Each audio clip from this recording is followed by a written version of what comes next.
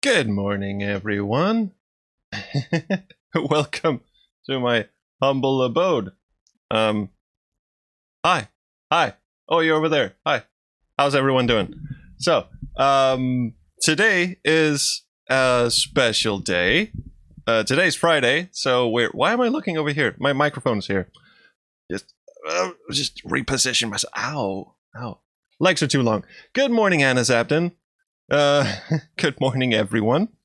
So today's Friday. Well, I'm still looking over here. You're over there. I'm just gonna move my camera for a bit. Yeah, there. Actually, that's not good. That's terrible. For reasons I will tell you in just a second. So I have I have procured fire. It's not actual fire, but it's the closest I could get to a sort of fireplace mood, I guess, because today is a very special day in more ways than one. Today we will be reading from the Space Quest Companion, which is a frankly astonishingly insane tale of Roger Wilco's escapades. And the reason we're doing that is because it was a Twitch reward thing, something to do with bits. I'm still not entirely clear on how this works, but apparently you can set up these community goals, and if you reach a certain goal, like people pledge into with their bits, whatever they are, they unlock these goals. And what I didn't realize was that people have been watching my streams for quite some time now, and had apparently amassed vast quantities of channel wealth.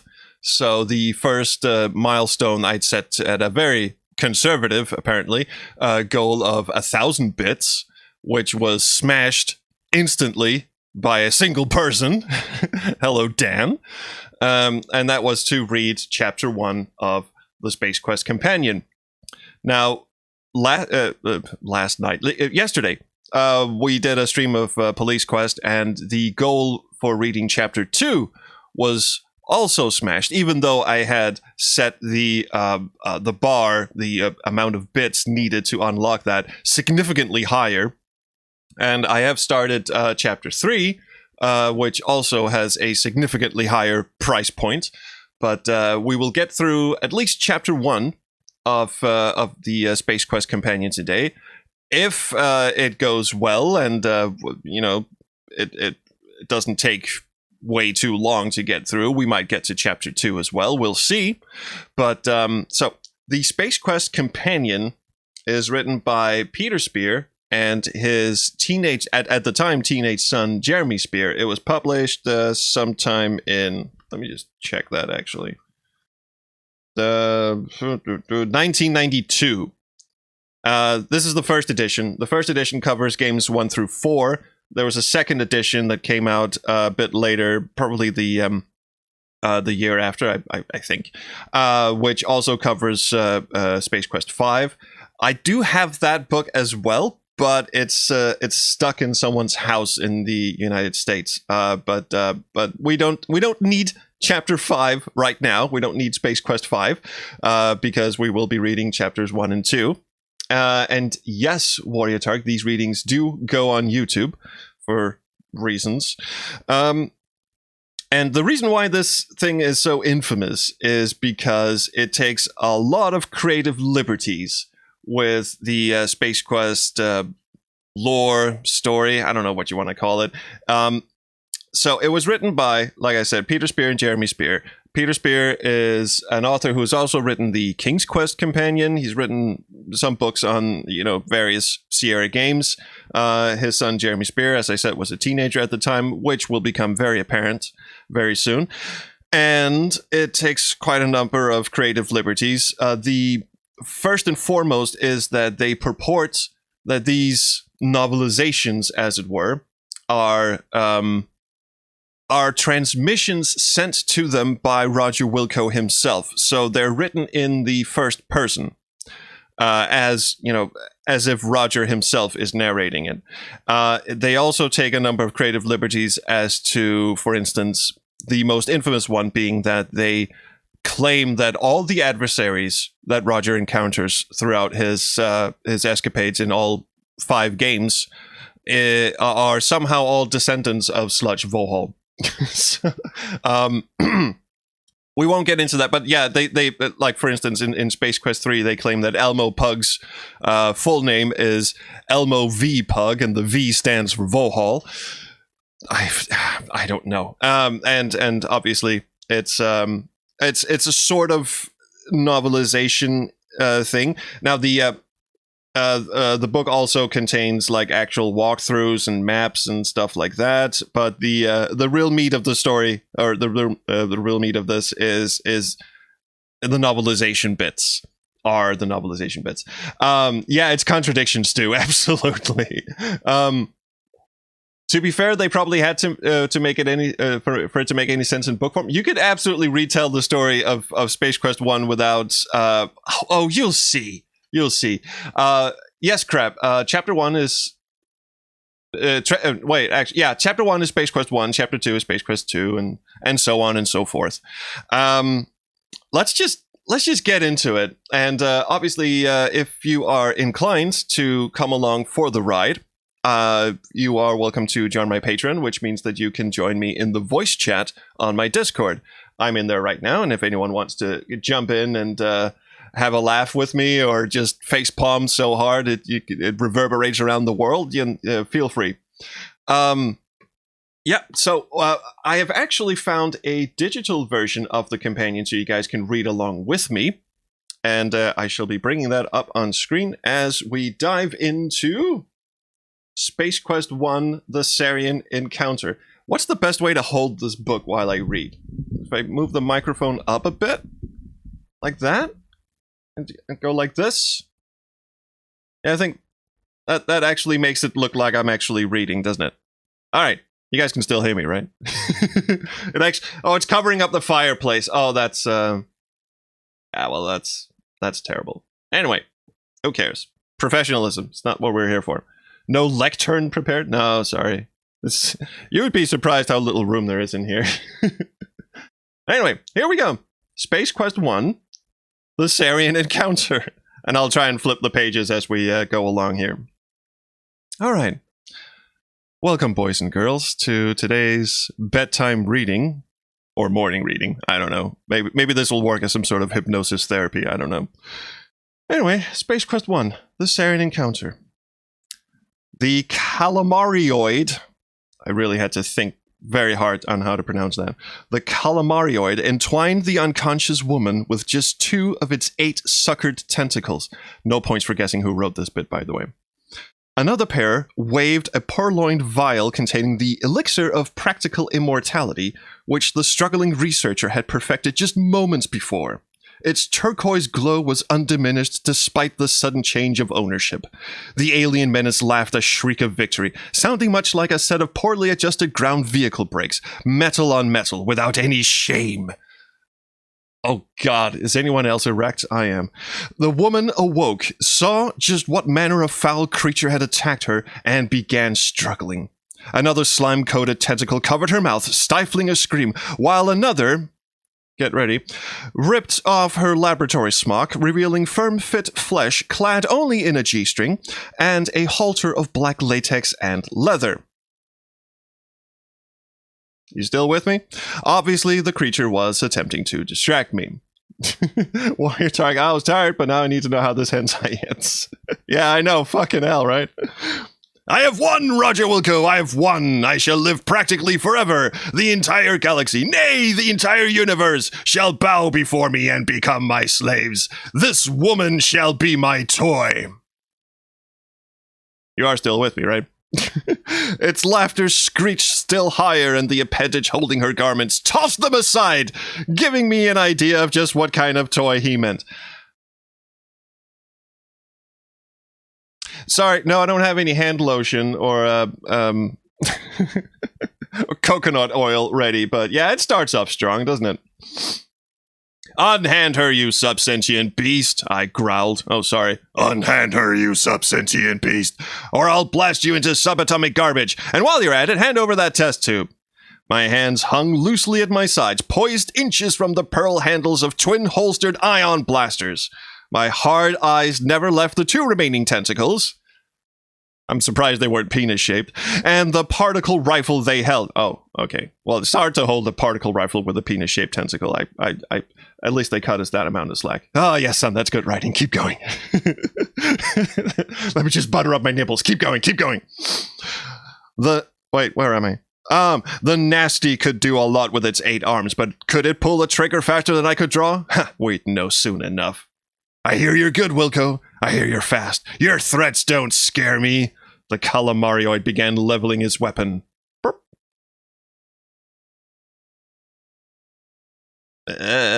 Pages sticking together. Obviously, the previous owner enjoyed this book as much as we are. The cyberspace isn't big enough for the two of us, Wilco. Let's see how fast you really are. Draw! I slapped leather. The universe exploded. I fell out of bed. Ouch! I grunted, just when I was getting to the good part. Shaking my bruised head, I groped around in the dark for a solid handhold. Again. To haul myself off the deck of the Federation Research Starship Arcada. Federation? Okay, why not? All my hands found was the empty cleaning bucket which had awakened me when it fell from the shelf above my inflato cot.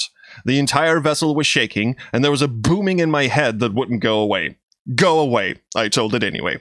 Also, this is in, the copy on screen is actually slightly different in the version that I have. When it says, ouch, and go away, there's a comma next to it, which is not how you write, Mr. Spears. Misters Spears. I was answered with another series of thumps and rumbles. From outside the door came the sounds of people running, shouting, or making the appropriate panic noises their particular species defaulted to in times of stress. I wondered briefly if yesterday's going-home party had started up again. I finally made it to my feet, grumbled to the Environ Comp to activate the lighting system. This is just grade F science fiction babble, isn't it? Environ Comp. And when it didn't, fumbled for the door plate. As the panel slid open, the harsh blue glare of the corridor lights blinded me briefly. Ow! I blinked a few times and stepped out of the Sanitation Engineering Supply Depot HQ and into chaos. Actually, I'd been napping in the head janitor's closet and depository of old mops, but it was my closet, and I felt I could call it anything I wanted. Permanent latrine duty on a starship is not the galaxy's most exciting job, but the service does classify the position as management training, and the career possibilities, assuming you have the right connections, are infinite. You can, I guess you can advance up to scrubbing the officers' toilets? I don't know. To be sure, I didn't have the right connections then, but get them I would. In the meantime, I scrubbed and swabbed whatever spots I couldn't ignore any longer, and hoped that the others would disappear due to my benign neglect. Well, at least they got the character down. I filled the rest of my time napping frequently, dreaming, and learning about life. It's amazing the wisdom that can be found in lavatories, scrawled in the cracks between tiles. My dreams were those of any young male who'd shipped out for the first time of his life. Danger, heroics, and femmes in distress, and not much else. I don't think they have the character quite down, but okay. It's amusing to me in a macabre way that the transition from my chosen career path to that of galactic savior came at the climax of one of those nocturnal fantasies. Poor choice of words there, or appropriate choice of words there, I guess. The sights, sounds, and smells in Alpha Corridor were the first things to assault me. A language droid sped past my head as if it weren't there, twittering in several languages simultaneously. I needed no translator to tell me that it was fleeing from someone or something. The unmistakable odors of ion blasters and charred protein mass made my nostrils itch. The air was filled with a choking stench so thick I could swallow it, and swallow I did. That's how it is when death is in the air. A red turbo info panel was flashing red alert over and over and over. I think it meant it. Over the ship's intercom came the terror-filled voice of someone shouting for help. The voice was replaced suddenly by the sound of a pulse rifle blast, and then silence. Hey, everyone in the chat. Yeah, Roger, you speak a word. Make him smart. There's a lot more purple prose than I was expecting from a working space generator. Yeah, I think he's like dictating or something. I don't know. Behind all of the sensory overload came the soothing synthesized voice of the Arcada's auto-destructo mech. What the fuck? What? Since when did just self-destruct mechanism just become obsolete? Anyway, excuse me. Ah, there you go. Calmly intoning, this is a public service announcement from Smith & Wesson, manufacturers of premium weapons for over a millennium. The self-destructo mechanism on this vessel is now operational. There are 15 minutes to detonation. Please proceed calmly and in single file to the nearest exit. Have a nice day. Tomorrow has been cancelled. I had to get to an escape pod. That much at least was clear. It was 3 levels below, accessible only by elevator. I turned left. Actually, he turns right, but okay. Depending on your... Well, it's Roger's right, and... well, anyway, starting for the nearest of the Arcada's lift. Instantly, I spied trouble 20 meters down the corridor. A pair of armed soldiers in full combat armor, blood red, hardened impervo spandex... There's a leather fetish going on here, isn't there? Dense enough to withstand all but the most powerful weapon attacks. Do mops count? Know what firearms the spears prefer? Right, yeah, exactly. Even while registering the danger, I noted that the armor was coated with no sticko, which made them impervious to ordinary stains, dirt, and body odor. Always the janitor, eh? Those uniforms made laundry detail a breeze for janitors assigned to combat ships. Since the Arcada was not one of those ships, then this must be the enemy. Judging from the insectoid helmets the soldiers were wearing, they could only be the dreaded Sarien menace. Okay. The innocent Arcada had been attacked by a nearly indestructible Mantis-class Star Ripper, and the Sariens take no prisoners. Help you said, I always suspected Roger to be a sub. Well... willingly or unwillingly, he is kind of a... He's the universe's sub, really. Reversing myself in mid-stride, I turned and dashed in the opposite direction. Oh, okay, fine. Okay, so he tries to go down the wrong corridor, then turns around. Okay, sorry, Mr. and Mr. Spears. Hoping that the Sariens hadn't noticed me. I knew that if they did, I was dead snarl meat. Racing past the red alert sign, still flashing its final message, I ran into the ship's data archive. It was deserted except for a small retrieval bot, but the door on the far side of the room was unblocked. There was another elevator beyond that door. As I rushed to that exit, another series of what I now knew to be explosions nearly sent me sprawling. Staggering and stumbling, I retained my upright position, but lost most of my composure. No news there. No sooner had I stepped out into the opposite corridor when the sound of marching boots began approaching. At once, I ducked back into the data archive, breathing heavily. Leather. As the door behind me closed and locked, the other one across the room swooshed open. This is it, Roger, I thought. You're heading for that big roundup in the sky. But instead of Mantis masked death, however, the lapse-smocked form of one of the Arcada's science elders stumbled in. Okay, so it's a secret club now, apparently. Maybe it's a science cult of what I now knew to be explosions is an incredible description. Yeah, I guess it is. Roger kind of melts in the hands of literally any female of similar species. You ever played Space Quest Zero? Yeah, just anything will go, really. Anyway, his hands were clutched to his chest as if holding something in. His bowels, I imagine, and red liquid was oozing between his fingers. The man collapsed to the floor, and at once a crimson puddle began forming around him. As I rushed to his side to see if there was anything I can do to help, the elder raised himself on an elbow.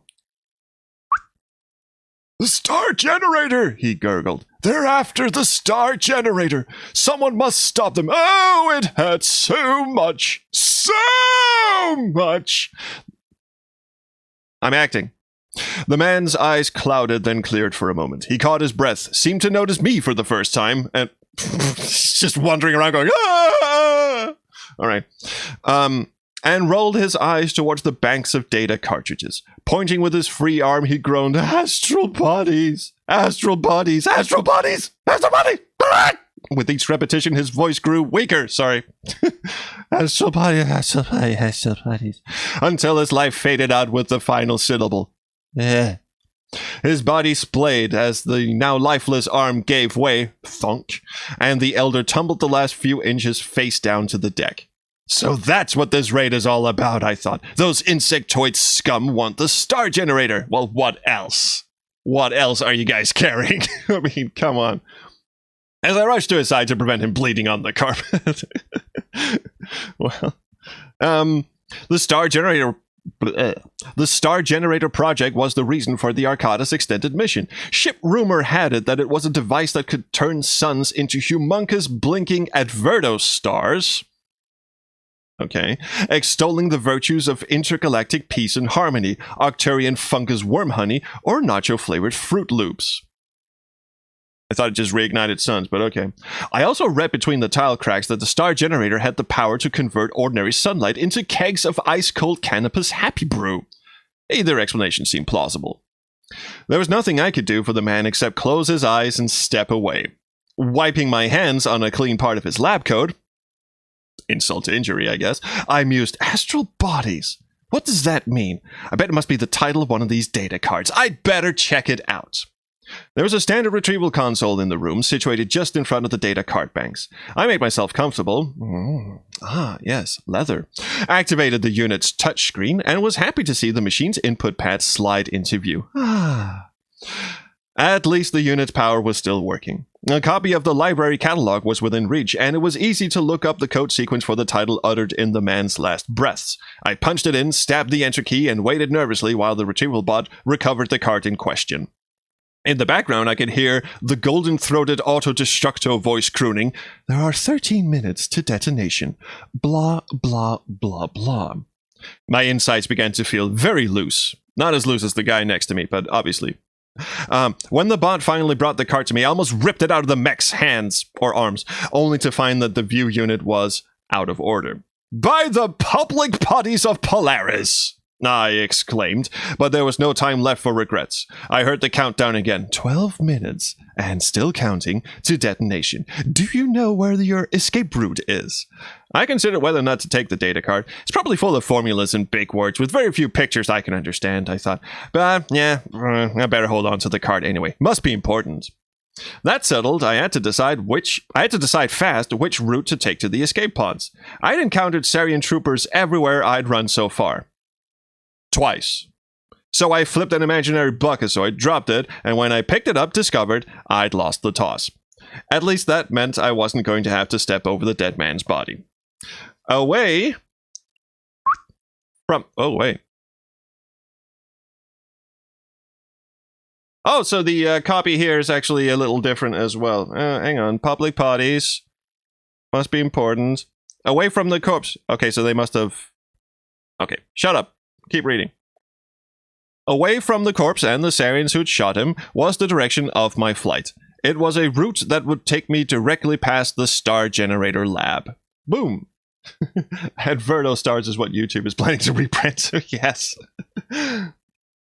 I listened for a moment at the door and heard no sounds from the other side. With any luck, those Sarians might have moved on elsewhere. Taking a deep breath, which I thought might be my last, I opened the door. No Sarians. Something worse. A lime and brown uniform, oozing blood, lay spread-eagled in the corridor just beyond the lift doors. My erection suddenly returned with a vengeance. The person wearing it was limp and motionless. God, I can only get so erect. There was entirely too much blood, and the tech's face was entirely the wrong shade of pale. I was looking at Death's face for the second time in minutes. Repetition didn't make it any easier to hide said erection. I knew the man. This was to have been Jersey's last tour of duty, and he was planning to celebrate by having a gender change operation during the voyage home. He wanted to surprise his wife. 1992. Just saying. Trying to ignore my own pangs of loneliness and nausea, I hesitantly felt around the body. Erection still powerful. Attempting to find any pulse or some sign of life. My search was futile. Jersey was beyond help. But I did notice a keycard sticking out of one of his pockets. Does he just pat down every dead person he sees? Is that a thing for him? The blood that smeared it could not cover the fact that it was a high-security key for accessing the Arcada's pod base.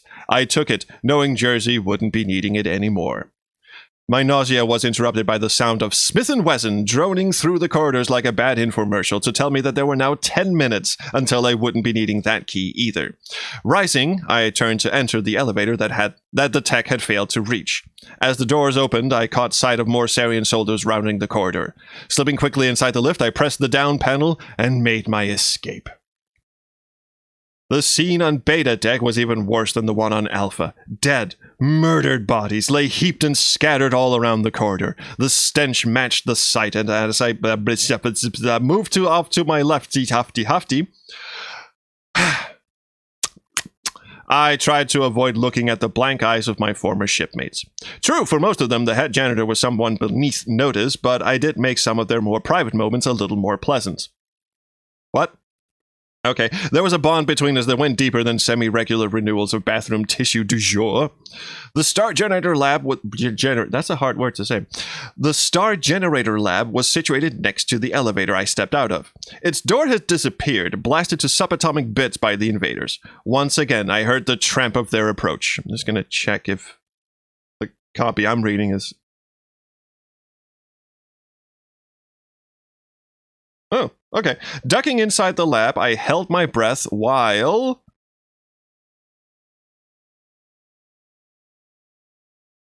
they marched by. As they where the hell am I?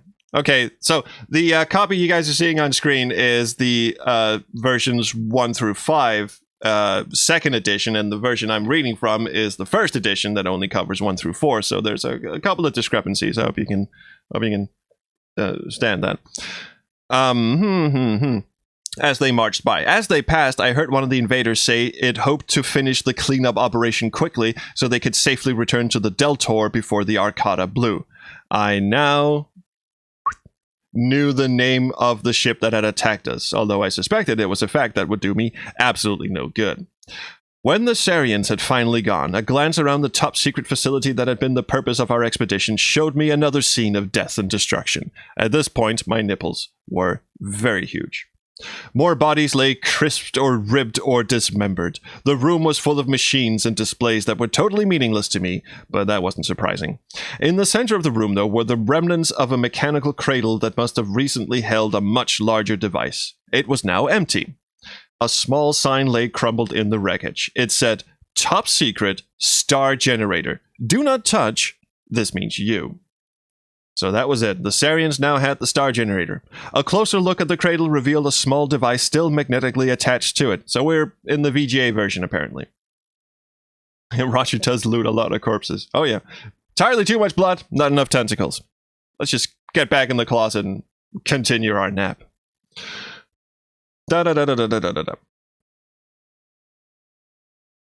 Magnetically attached to it. It was solid, it was heavy, and looked like it might make a good weapon!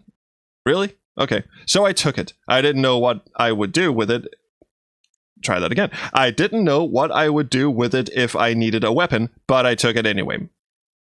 Then, after carefully listening and peeking around the doorway, I crept back into the Beta corridor and continued on my way away from the elevator.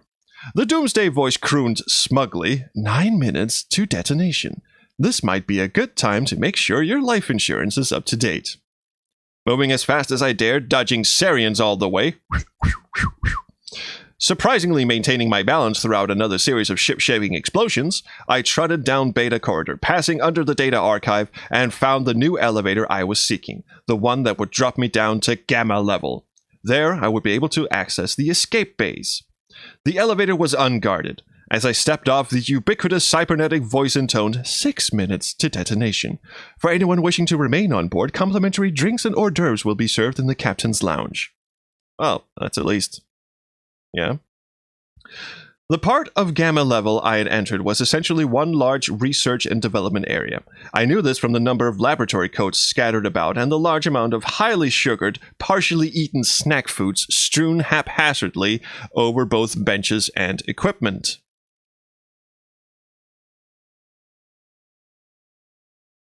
There were no signs of death or destruction, much to the relief of my poor intestines. Another elevator, the one that led to the airlock, was on the far end of the lab. I let myself relax a little then, feeling foolishly safe with salvation apparently close at hand.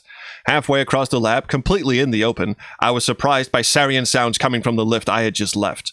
My frightened scan of the area showed no doors to escape through. In desperation, I dashed for and crouched behind the nearest largest object I could spot.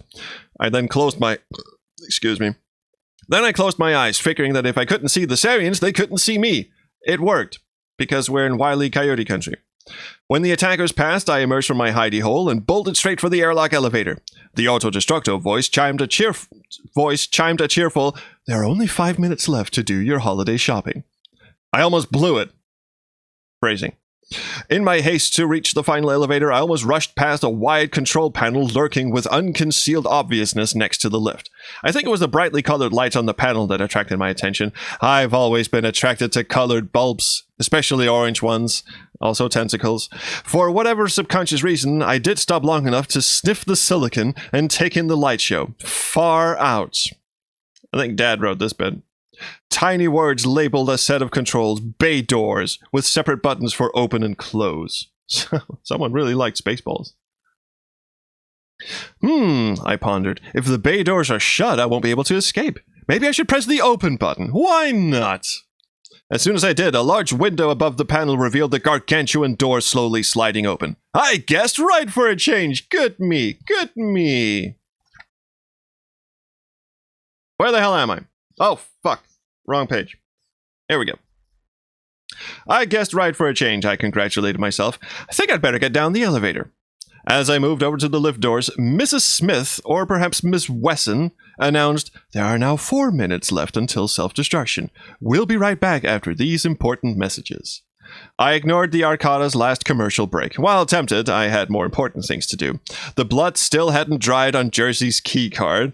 Ew. But that didn't seem to matter to the card scanner. Moments later, I was standing in the Arcada's airlock control center, with the escape pods just on the other side of a final vacuum-proof hatch. First, I needed a spacesuit.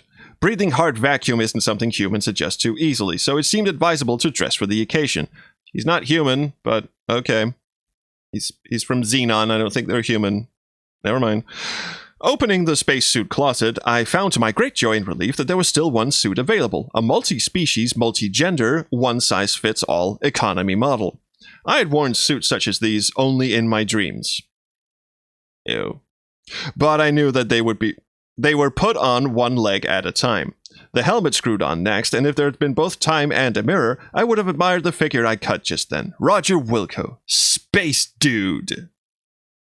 There are 3 minutes until detonation. Please make sure your seatbelts are fastened securely and your seats are in their full and upright positions. On behalf of your crew here on the Arcada, we hope you had a pleasant trip. Next to the spacesuit closet was a small equipment locker. Still hurrying, I pressed the activation button and a small drawer slid silently out. I didn't know what I'd find. Maybe rations, or a map, or a portable matter displacement module.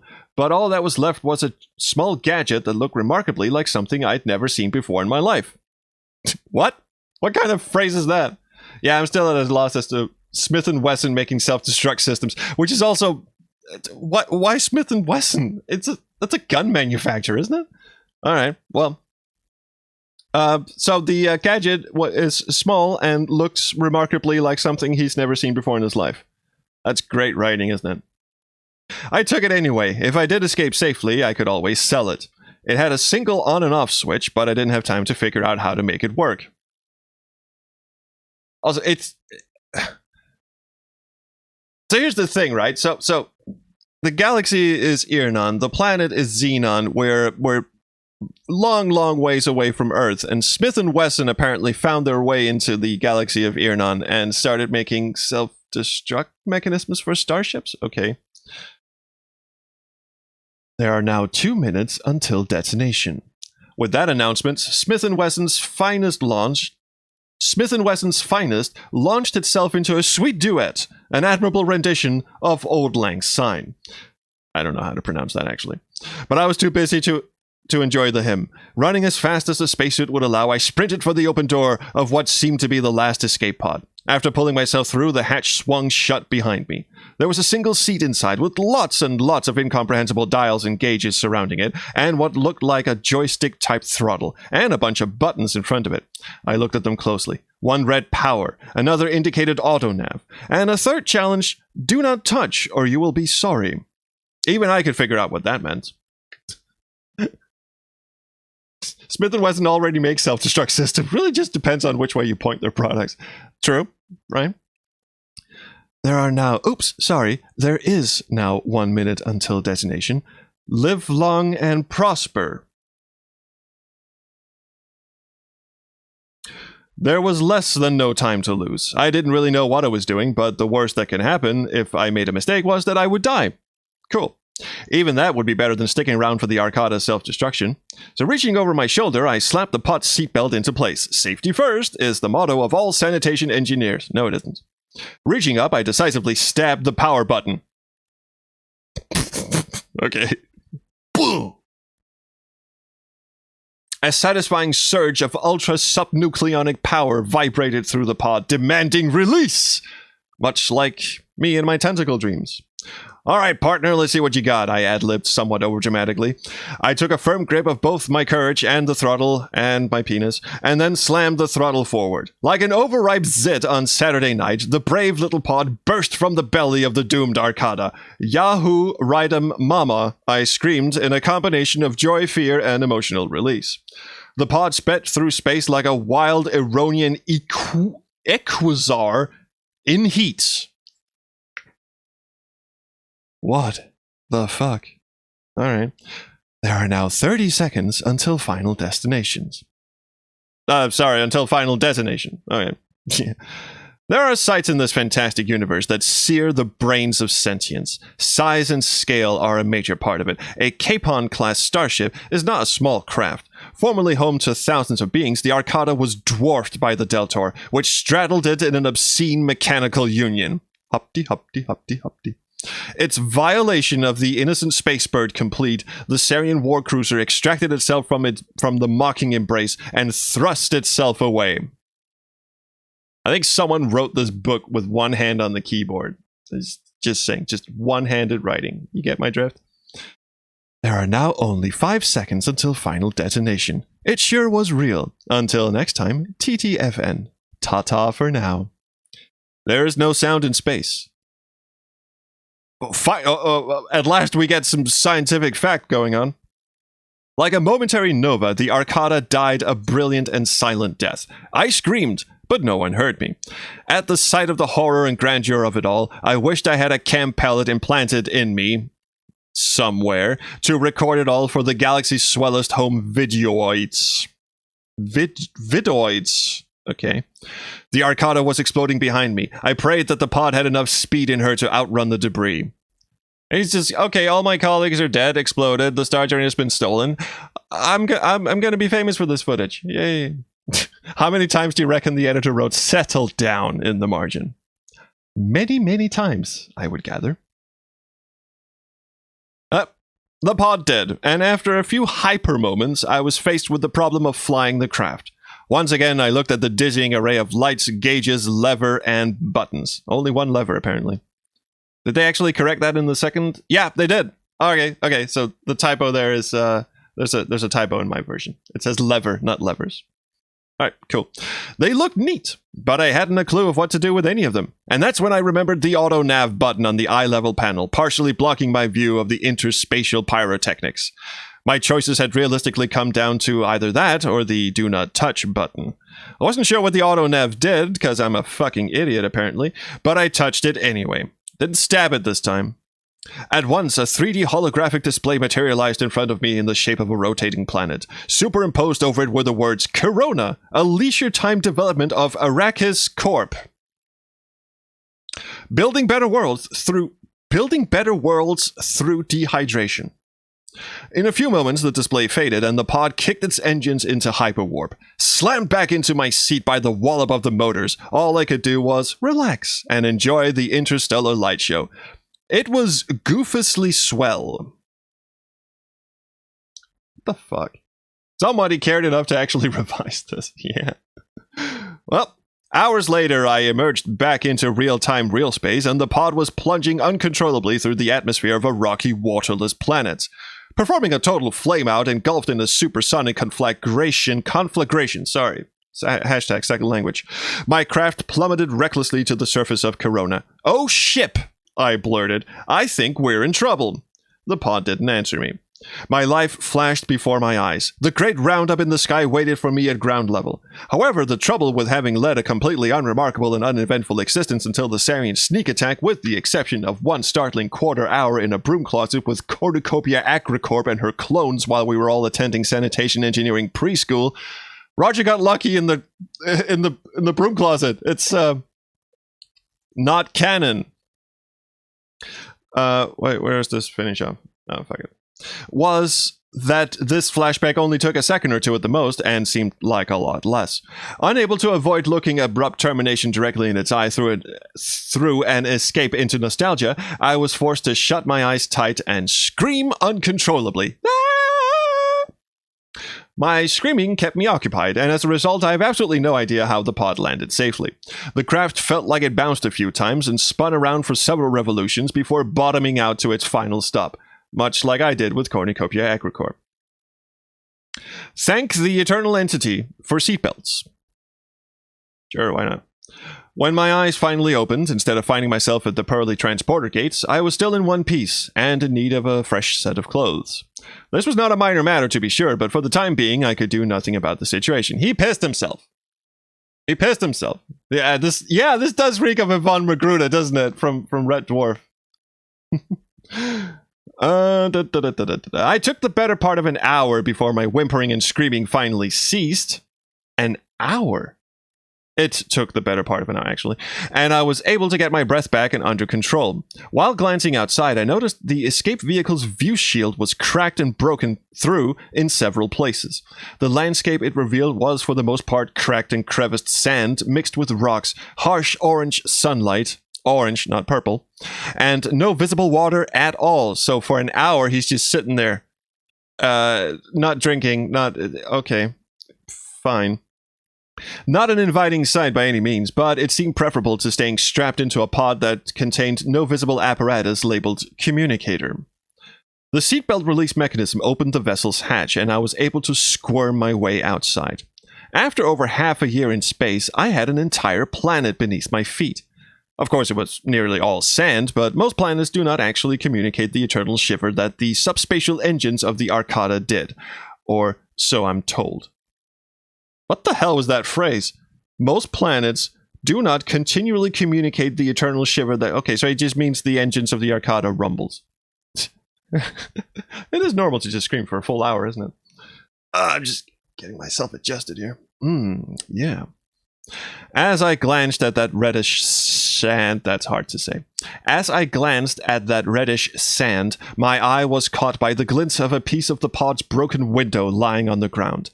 It made an acceptable mirror, but as I held it in my hand, the reflection it cast back was not that of the romantic figure I'd always fantasized, but one of a soiled, tear-streaked, and very frightened young janitor. Nothing in my sanitation training had prepared me for what I'd just survived, and what I suspected I was about to face. An empty, alien desert with neither map, transport, nor water bodes poorly for one's long-term prospects. Even so, the piece of glass went into a small pocket of the spacesuit as a good luck token of my survival. Okay. Shredding my thigh in the process. And as a convenient talisman to invoke a happy conclusion to my situation. Okay, so... I mean, this is backwards adventure game logic, obviously. Why do you pick up the glass shard? Because it's there. It's an adventure game. So for a novelization, you're just going, why the... Well, okay, fine. It's a token. It's an appreciation. It's a souvenir. Fuck it. Carry on. The water crisis was quickly solved. A search of the ruined pod's interior turned up one government-issue survival kit. The kit held a small knife of many blades and functions, and a compressed bottle of dehydrated water. The water can contained the equivalent of 10 gallons of liquid, and the Xenon Army knife would do anything, from carving my initials in trees to picking teeth and efficiently sawing through frozen... ichthyoids. What the fuck is that word?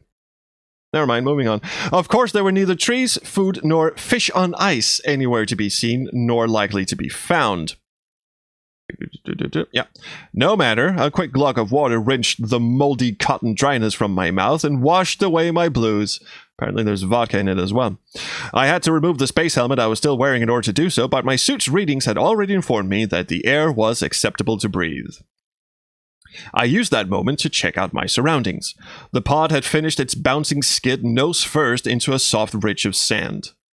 Random thought, the shard of glass might make more sense to pick up at random to use as a sharp object instead of a... Yeah, you would think so, but okay, it's a souvenir, it's a trinket, moving on.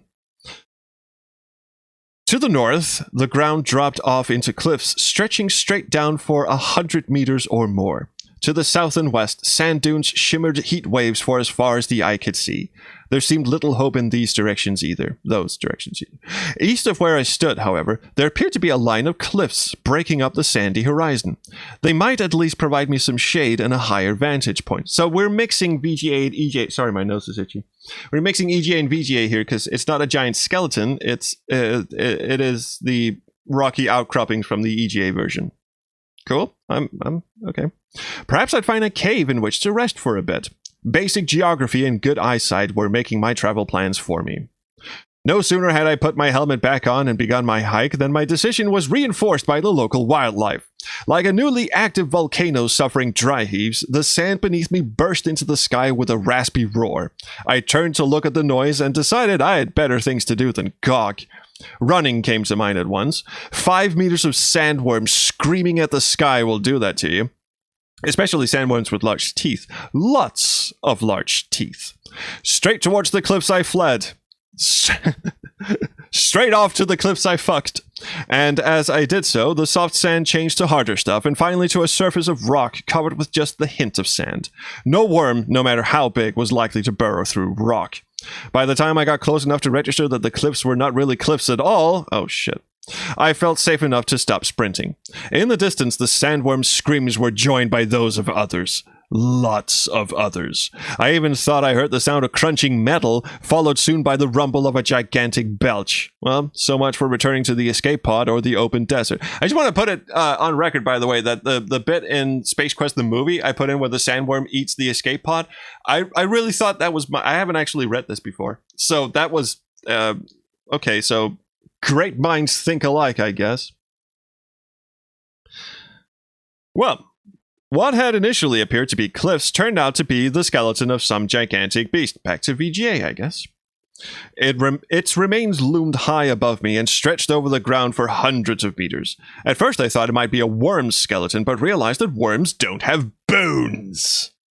Of course, the sandworms of Corona might have bones, but the beast that had died where I was standing also had legs, claws, and, as I eventually discovered, a skull the size of my dormitory level at Sanitation Engineers of Xenon University. Good old Sex U. Anyway, the bones of a bleached beast were preferable to the jaws of what lived in the sand. Making sure I stayed close to the skeleton, I began exploring my way around it in the hope of finding a safe, shady spot in which to hole up for a few hours. I skirted my way south, finding no shelter, but soon encountering occasional clumps of tough, purplish vegetation. They didn't smell all that appetizing, and the leaves exuded a thick substance of extreme stick-to-itivity. Okay, I picked a few of the sticky leaves, rolled them into a small ball, and took them with me for no good goddamn fucking reason. If the need for food became extreme, I would attempt to eat them. If they poisoned me, it would be preferable to dying from starvation. Yeah, we'll see. At least that's what I told myself, and the thought made me feel a little more secure. Let's see what the chat has to say. Sex you. As good as the sports club jumpers you could get from my university. Anus Sports. Oh, that is damn near Seinfeldian. All right, quick sip of whatever this stuff is. Dehydrated cola.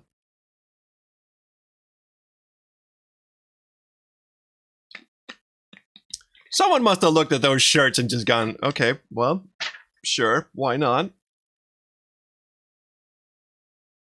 Ah, security.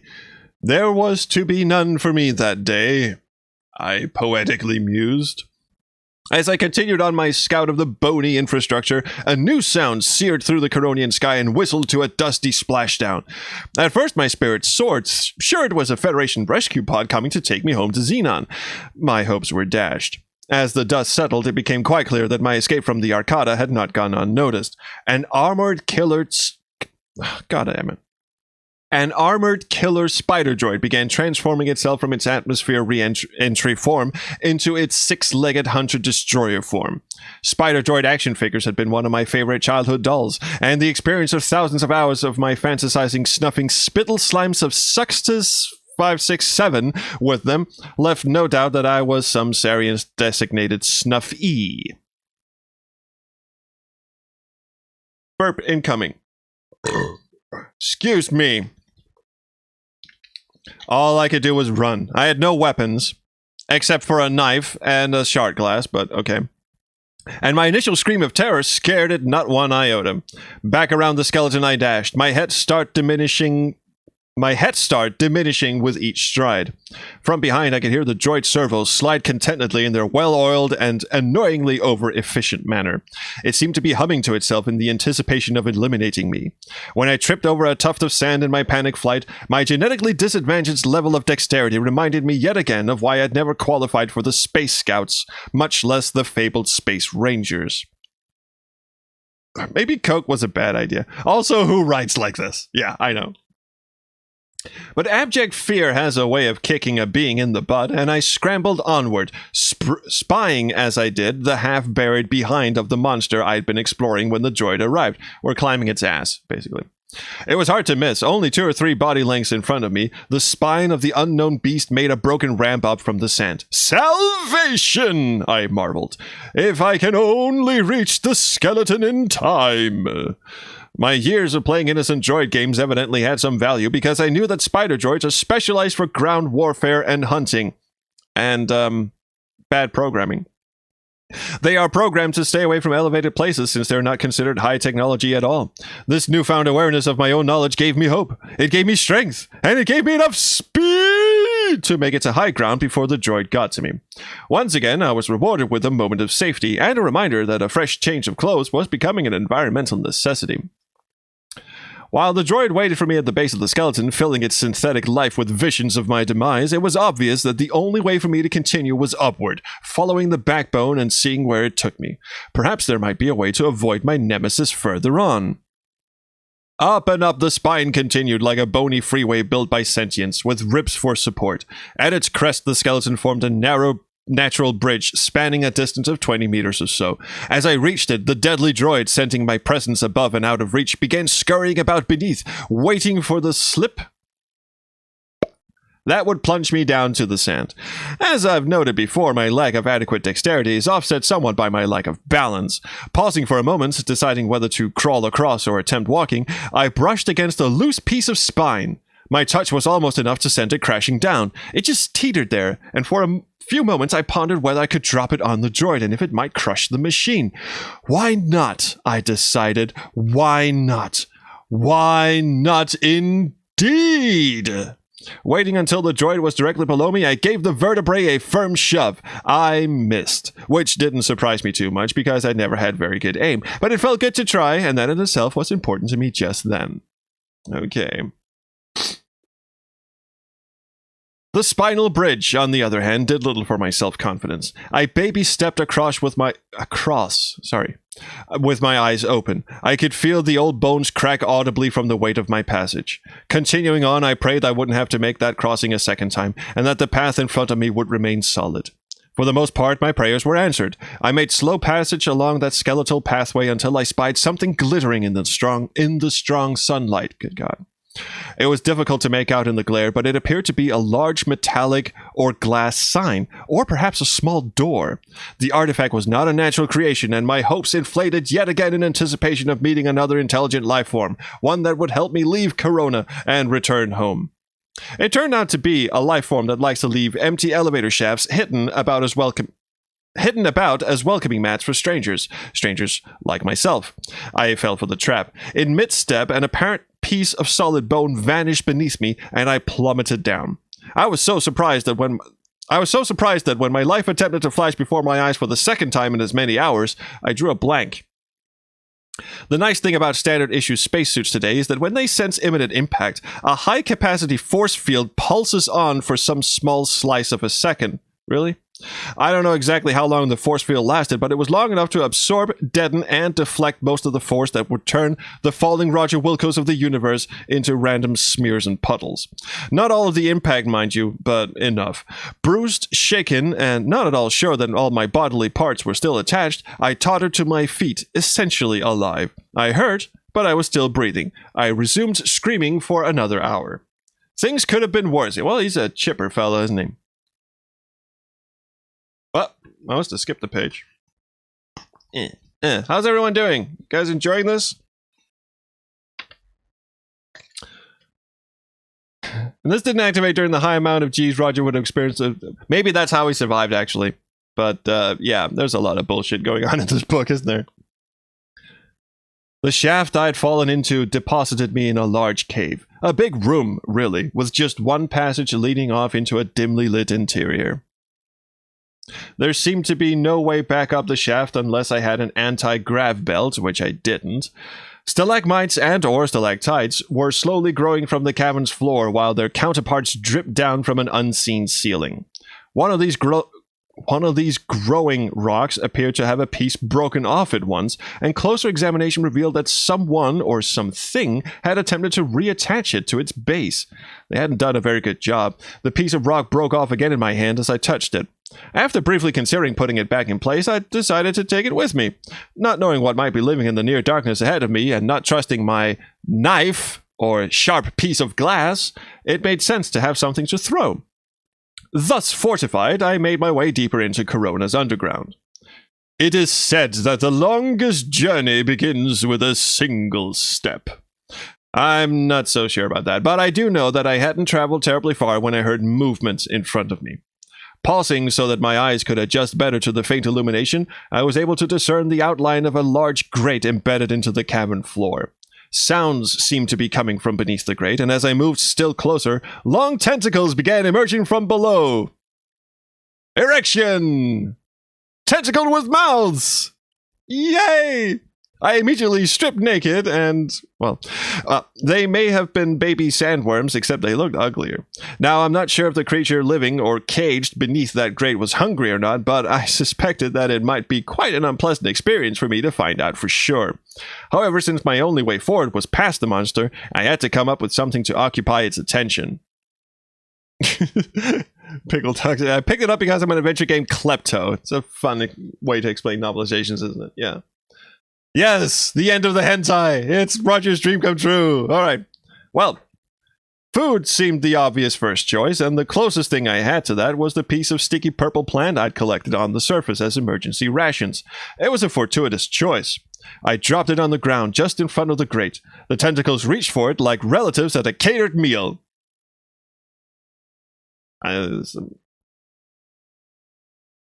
Apparently the Spears are not into family get-togethers, I guess. Oh, damn it. SCP toolkit, fuck off. Chomp, Nash, Slurp. I've heard dogs with better eating habits. Hoping to distract the critter long enough for me to slip past, I had done something even better. That sticky plant must have gotten stickier because for reasons being kept inside.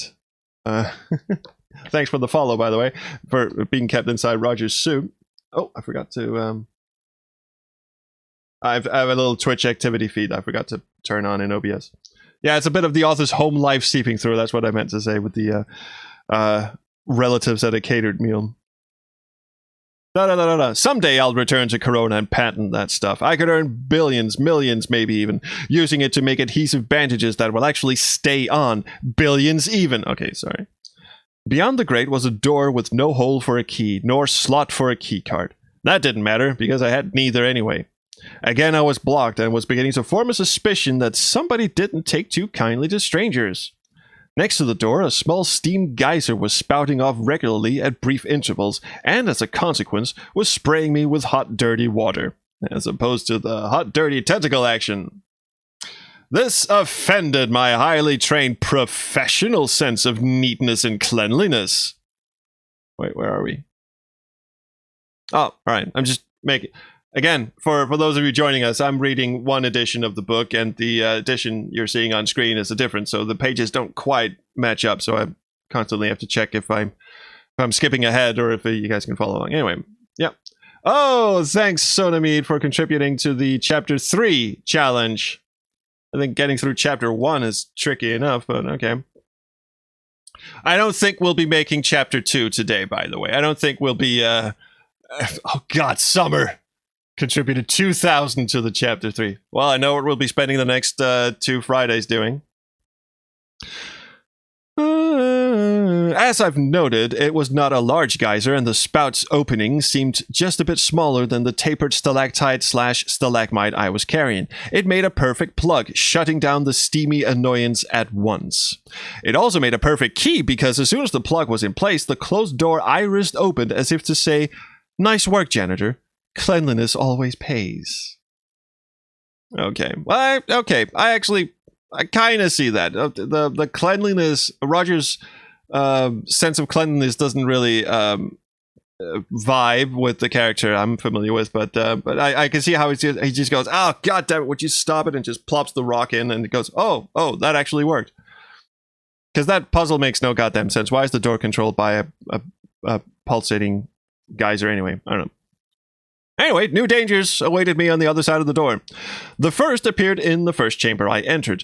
To one such as I, trained in the art and science of sanitary effectuation, a large, steaming, hissing pool of green liquid is an exciting sight. Not as exciting as tentacles, but close. Cleaning solvent helped give meaning to my life.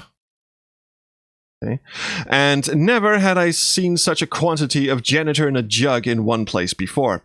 While civilians might have mistaken the liquid for water and sniffed or even tasted it and been dissolved, perhaps fatally, along with any dirt or grime on them, I knew enough to avoid that temptation. Taking a final appreciative glance at the remarkable sight, I continued past. The second danger took the form of a super energy barrier sizzling between 2 giant electrodes. Nothing in my training had prepared me to understand how laser death beams work, other than to know that their description was quite accurate. However, I had learned how to short-circuit the laser scanning beams at the checkout counter at the Sex U cafeteria. That's his university, by the way, if you're just joining us. Janitor in a jug is what people call Roger on a night out. Yeah. A piece of something highly reflective, slipped between the beams, always did the trick, long enough for a starving student to sneak away with an extra micro-zapped escargot. What is it with tentacles and squids and what is this shit? I still carried a bit of glass from the escape pod as a good luck token, and now it had a job to do. Carefully stepping back from the energy beams, I, as deftly as I could, tossed the reflective fragment into their path. Zap, crackle, pop. Turned back upon itself, the laser barrier not only shorted, but actually crisped out and fried part of its electronics. Hashtag second language. As I've said before, I still don't know how laser beams work, but I did know raw recycling when I saw it. It was part of my job. Beyond the late lasers, my path began to twist up, around, and back in the general direction from which I had come. It eventually brought me to the last of my underground perils. In a way, this final hazard was a replay of the acid pool, except this acid was in the form of drops from the ceiling, or some freak subterranean shower of acid rain. It made little difference which. I knew that if I got any of the substance on me, it would most likely prove fatal, or perhaps even kill me. From the looks of the cavern's floors, though, it was apparent that there were spots where the deadly drops were not landing, safe places which could be used like stepping stones across a creek. Now, this janitor has tottered over a few creeks in his life, also corpses, mostly because of my acute fear of falling, but life and death, coupled with a level surface, gave me the courage to proceed. Timing the drips as they dropped in droves from the ceiling, jibbity-jubberty-jubberty, or is it timing the drops as they dripped? I darted from safe spot to safe spot until I was beyond the acid drizzle. Looking back at what I had just dodged, though, I became convinced that it had not been a series of mere natural hazards. A mind, probably housed in some strange creature or alien entity, must have been behind what was behind me. And if this were so, I'd better be prepared for when I met him, or her, or it, or they, or whatever. Okay. The stuff in my pockets gave me scant comfort and minimal hope for protection. Nevertheless, I fumbled around a bit, marking time. Okay. Taking a sip of dehydrated water and flipping the switch on the small gadget, which looked remarkably like something I had never seen before in my life. The joke that was so good we had to repeat it twice. Then some maniac cranked up the cycles and it was like a monsoon in here. Oh, God. Marking time. It's this bit right here. Nevertheless, I fumbled around a bit, marking time. I don't... Okay. Anyway, moving on. When nothing nasty happened, I decided to leave it in the on position. Finally, Xenon army knife at the ready, for once, I continued on my way. Although I didn't realize it at the time, that small gadget with which I had toyed with was, in actuality, a General Products Universal Cross-Species Multi-Orificed Language Translator, Spelling Checker, and Thesaurus. My underground exploration finally led me into a pitch-dark chamber in which a giant holographic projection of a multi-tusked, hard-shelled, mean-looking, and hostile creature loomed, and although a force field clamped itself around me to prevent any movement or sounds at all, I could at least understand what the image was communicating. "So, most puny human, you have made it through our traps and snares." For some reason, Patrick Stewart is voicing the creature.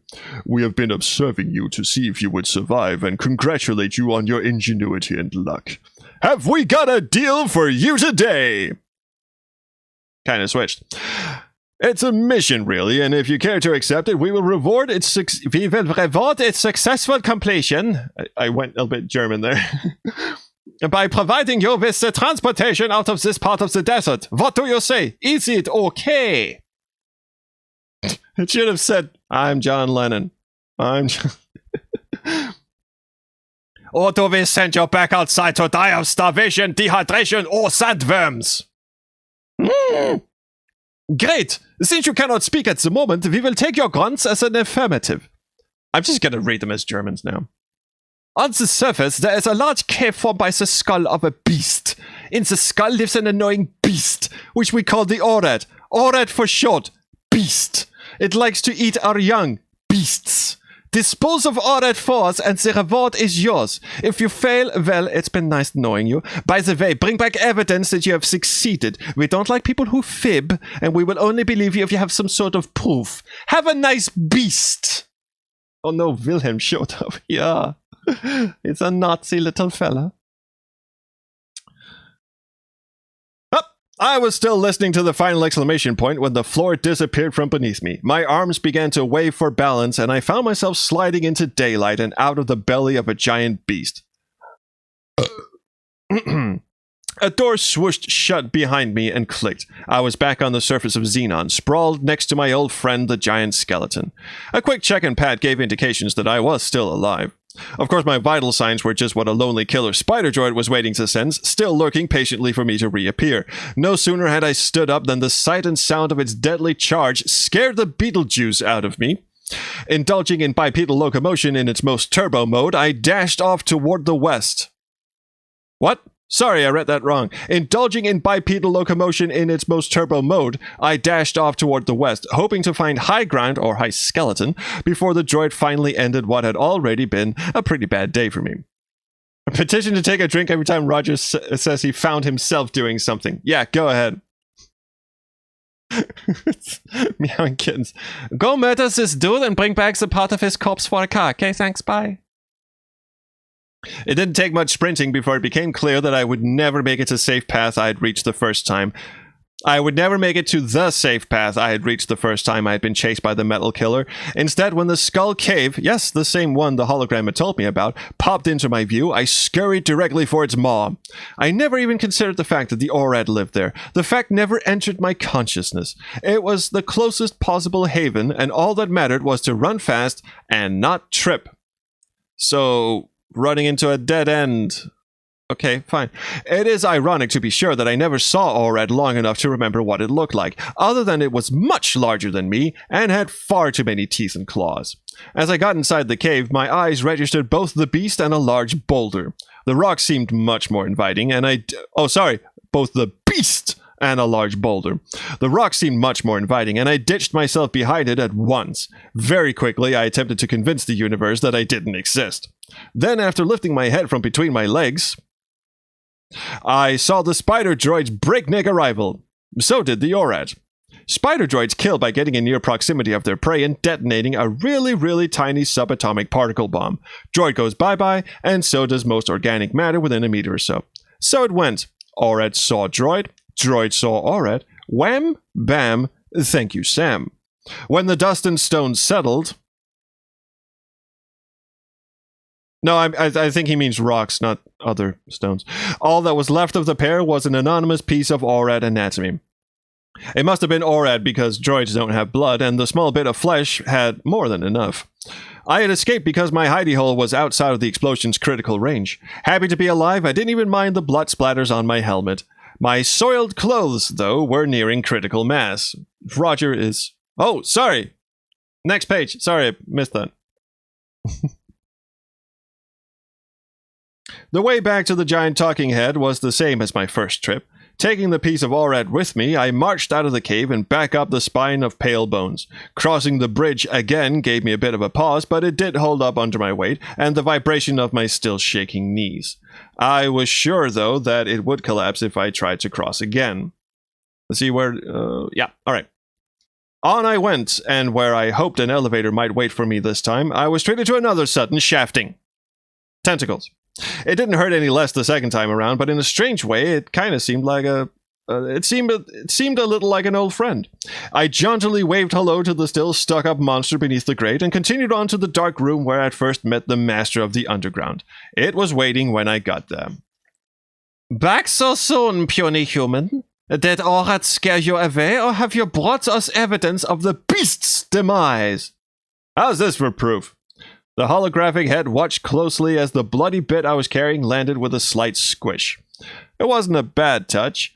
It wasn't a bad toss. I had aimed for the floor and achieved my goal on the first try. The image pondered for a moment. Very good. You have succeeded beyond even our wildest hopes. It appears that ORAD is not only dead, but that it will never have any more children either. Okay, that's... actually kind of like that one. Still, I'm pretty sure Jeremy Spears wrote that bit, but yeah. Okay. A moment of silence passed, followed by the sound of a door opening and the glare of bright light from the room beyond. It seemed like an invitation too good to refuse. The room beyond resembled nothing so much as old laundry training room from my days at the university. Steam boilers with large... what am I doing? Steam boilers with metal patches bolted over them, squatted at conspicuous locations throughout. Large pipes and conduits, many wound in fraying silver taper rags, zigzagged everywhere. Steam hissed. Ancient gauges, gears, rods, pistons, and levers moved frantically round and round in what looked a bit like a puzzle from Myst, or back and forth. The smell of hot water and lubricant scented the air, and I immediately thought of tentacles. All that was missing were the industry capacity washers and dryers to make my sense of nostalgia complete. Against one wall, there was an out-of-date computer system with a data card reader attached. Although steam-driven electronics were not used much even then, the machines appeared clean and serviceable. Next to them was parked a land skimmer of indeterminate age. The keys were in the ignition, the fuel gauge showed full, and a garage portal had its ready light blinking. I heard movement behind me. I turned to see a tall, slender, organic Grinchoid standing on a hover pod a few meters off the floor. The floater, too, was steam-powered. I'm not so sure about the creature. Covered with feathers and several extra arms. Feathers! Okay.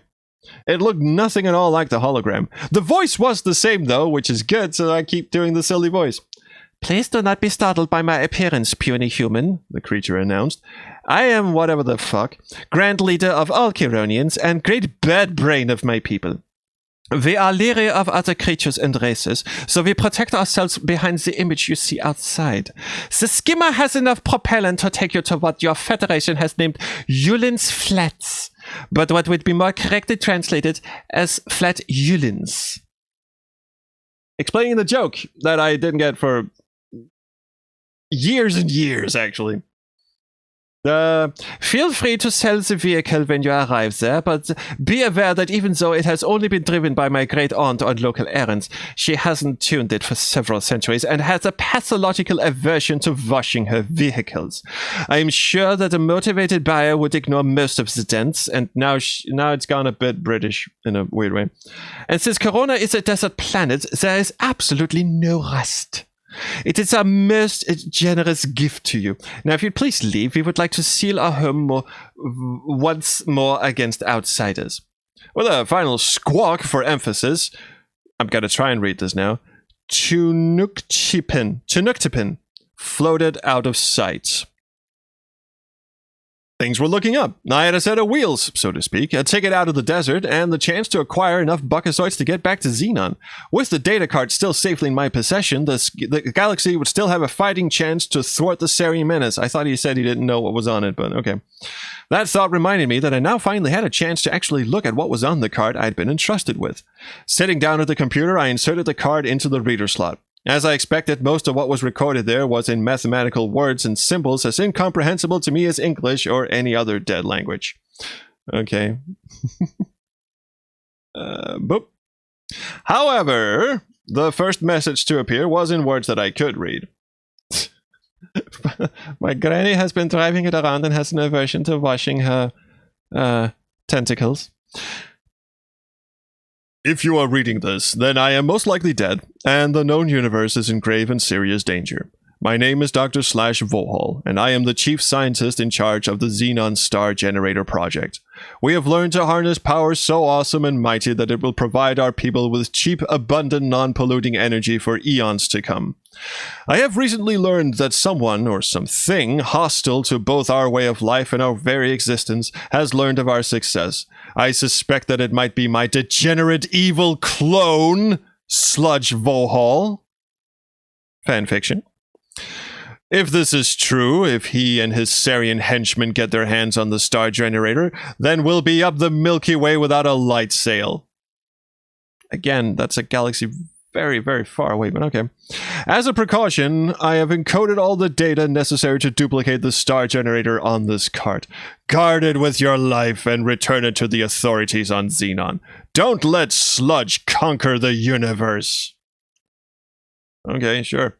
Following this warning was an access code that would destroy the star generator if it were ever found. The message was simple, direct, and scary. I hope that someone would take care of Sludge Vohal and the Sariens and do it soon.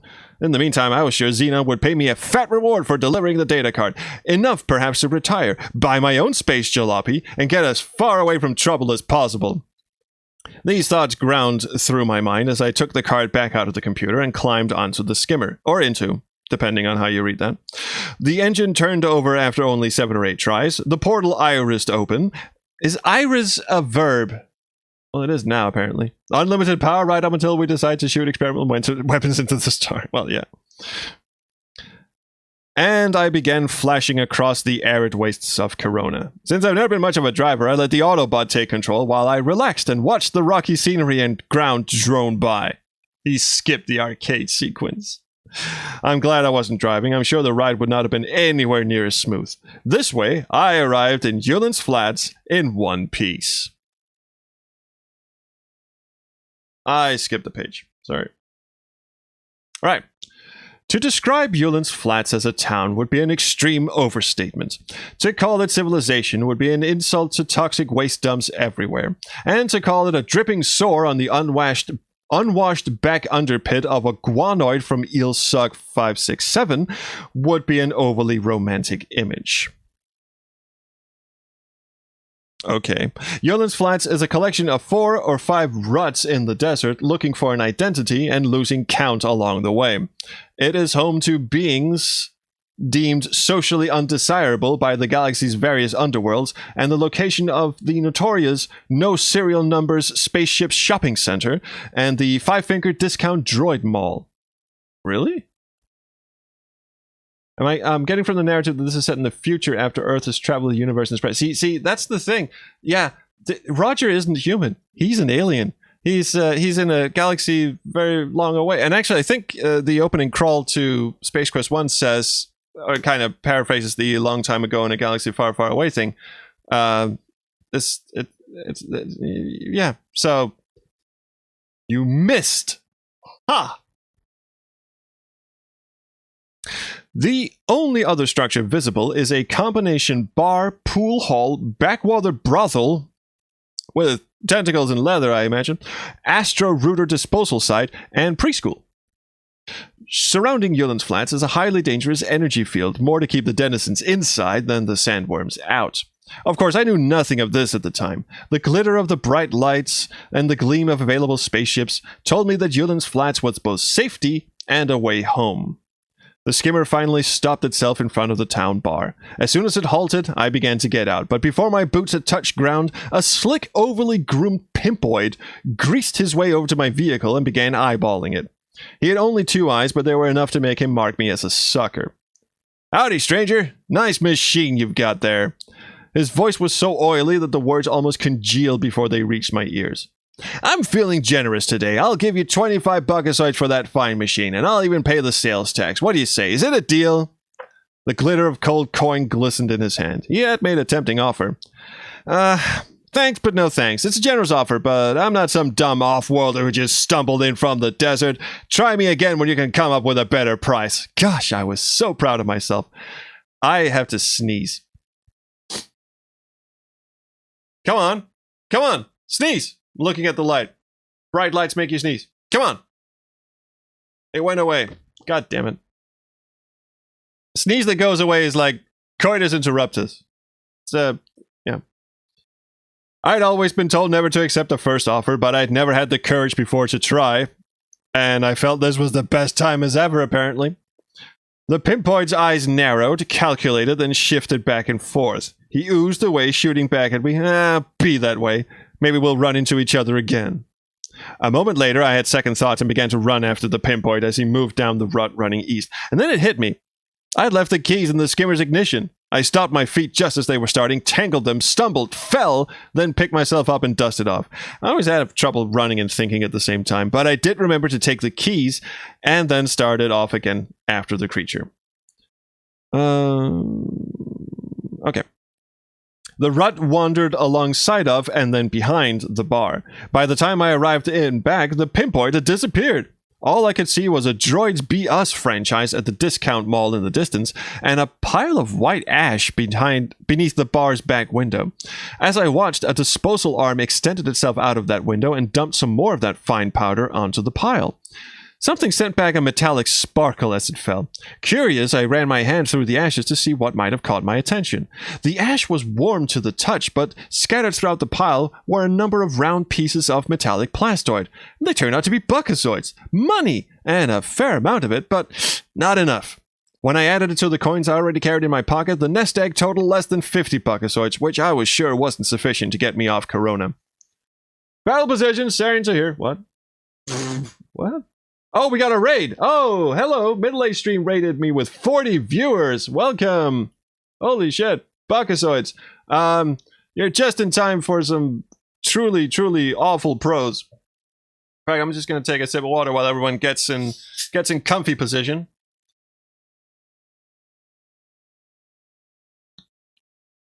And now for burpees. Oh, good.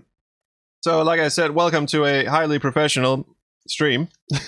We're reading the Space Quest Companion, an absolutely batshit retelling of the stories of the first 4 Space Quest games in this one.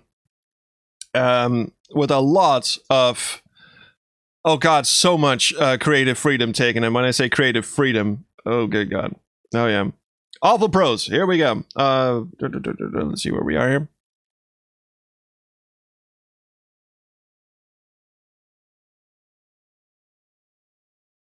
To get me off Corona. Okay, cool. Flipping pages. It was becoming clear that I needed to sit down and think my problems through. The idea of a brew to go along with my thoughts was also quite appealing. When I got back to the establishment's front door, I discovered my old friend the pimpoid waiting for me. Okay, here's my latest offer, puny human, he cajoled. How do you actually pronounce that? Cajole? Cajole? I don't care. 30 buckazoids and this previously owned jetpack. The creature held up a recently repainted harness jet tube combination such as space miners use for maneuvering in the void. The new colors were joined in a combination of paisley and plaid that clashed with nearly everything.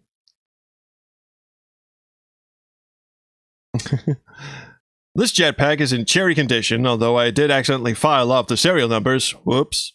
I'll even throw in some Julian's Flesh discount coupons. Good for a free drink inside and special discounts offered by this metropolis's fine merchants. Sounds like a deal to me. I can only agree. The pinpoint handed me the bucks and the coupons, and I handed over the skimmer's keys. In moments he was gone, laughing aloud as I did. I bit the buckazoids, confirmed they were real, and headed inside for a taste of some Corona beer, preferably cold. The best bit is when Roger had to take the job at a strip club to get him through janitorial school. Yeah. Once my eyes adjusted to the joint's dim light, I found the interior of the bar crowded with dozens of different alien species. It was also noisy from the blare of an off-key combo clanging away at some retro Rocco Neo-Babylonian funk. I think Dad wrote this bit again. Mixed with the drunken growls and shouts of many of the patrons. The place was filthy and in need of a good professionally trained janitor. Good God. A sweeping bot in the corner appeared to be counting the years until it rusted into total immobility. I found a place at the bar and squeezed in between a trilaterally cantilevered female impersonator and a 3-meter-tall advertisement for the virtues of hair depilator. Again, this was published in 1992. So, yeah. Okay. Neither of the two was an accomplished conversationalist, although the femaleoid was interesting enough without having to say a word. Perhaps my aroma was leaking out of my spacesuit, leaving them speechless. Retrieving the coupon for a free drink, I laid it on the counter and hailed the bartender. Yo, Bo! 1 brew. The man, well, it sort of looked male, glanced up at my shout. Okay, yeah. Down at the coupon, yawned, slit his tongue a bit inside one nostril, and then slit me a mug of Corona's finest. I've tasted better suds while washing old socks. It was wet and cold, though, and that's the way brew should be. Okay. Because, again, for those of you joining us, this is the first edition of the book that I'm reading, and the bit you're seeing on screen is the second edition, so there are some discrepancies between the pages, so... We also need a counter for every time Roger craps himself, or pisses himself, or whatever he's doing inside his suit. That's the way a brew should be. A second went down as quickly as the first. By the time I was into my third, the stuff was even beginning to taste good. As I was contemplating this particular mystery, I couldn't help but overhear one odd bit of bar chatter from somewhere near me. It was Sarien, I tell you. We saw it with our own eye stalks. A Mantis-class Star Raver, and it was blasting its ID on all frequencies. Deltor! Deltor! Deltor! The ship was broadcasting a message demanding Xenon and the entire galaxy surrender, or it would destroy every inhabited planet one by one. Then, it blew up the small planet it was orbiting, and they giggled about it. You never want to hear a Sarien giggle. Never. The conversation then drifted to just what sector the Deltor had been spotted in, and how fast the narrator had warped away. Composing this tale now, it is hard to relive what went through my mind just then. Fright, disgust, horror, incomprehension, more fright, arousal, because tentacles, and are easy candidates. I do remember clearly that I was convinced the Sariens had used the star generator, and I wanted to be nowhere near them, or it. Finally, we're into Roger's character proper. The thought was enough to make me stop drinking, get off Corona as fast as possible, head back to Xenon, collect my reward, and get out of the Sarien warpath. Easier said than done, of course. I still had to get some money before I could get off that ball of sand and rock. Across the bar room, a single digital slot machine waited for some poor sucker to feed it coins. Since I had already been labeled a sucker once that day, it was waiting specifically for me. It caught my eye, made the sound of 3 similar fruits mating victoriously, and flashed its chrome at me. I stared back. It was a slots of death game, one that pays off big, but if you roll 3 skulls instead of 3 cherries, it terminates both the game and the player. The ashes outside the bar had been the remains of one such unlucky loser. I chuckled aloud and began sauntering across the barroom to the slots of death. I would have giggled also, but my mind was still full of Sarien's death, tentacles, and the stolen star generator. By the way, you missed Roger's perverted, erotic, wet dream of tentacles and G-strings at the start of the book. You can watch the VOD later. Bring hand sanitizer. My hand slipped into my spacesuit's pockets, fumbling with my own tentacle, and pulled out the small widget I had carried off of the Arcada, all that was left of the star generator. Other than where it was from, I knew only one thing about it. It was magnetic! Carefully inspecting the slot machine and making sure I was hiding what I was doing from prying eyes and such, I attached the magnet to the front of the slots of death, near to where the controller chip had to be located. The rest was so easy I still regret that the machine performed a meltdown when I finished. All I did was slip a few bucks into the slot, press the slot's button, and watch 3 cherries line up in a row. Jackpot! Again! Jackpot! Again! Jackpot! The star generator magnet so confused the eternal inness of the slots of death that it could only register the big payout. If it hadn't blown, I would have been rich. Instead, I walked away from a dead machine with over 300 buckazoids in my pocket. It was time to buy my way off of Corona. It was a little strange to discover that the only way off that miserable excuse for a planet was to buy a ship and rocket off yourself. At least that's what the sales being at the no serial number spaceship shopping center told me. I deferred to his authority, assuming that he or she should know about such things. It was also somewhat peculiar to note that on a desert planet, the being I was speaking with was an ichthyoid. I still don't know what that is. The fact was as incongruous as seeing a fish out of water. His or her name was Tiny, a particularly inapt label. The used spaceship lot was located just across a rut from the bar. No sooner had I stepped there than Tiny began various sales pitches, including the one about Union's Flats being a no-flights-off burg. Tiny's inventory hadn't just seen better days, it had seen better millennia. There was one vessel among the half-dozen or so junkers that caught my eye. Tiny called it a Dralian cruiser and offered me a great deal on it. Only 240 buckazoids, puny human. I'll even swallow the sales tax and not ask to see your space pilot's license. Such a deal you will never see again. I thought about it for a moment. Paying for the ship would not be a problem. Flying it would.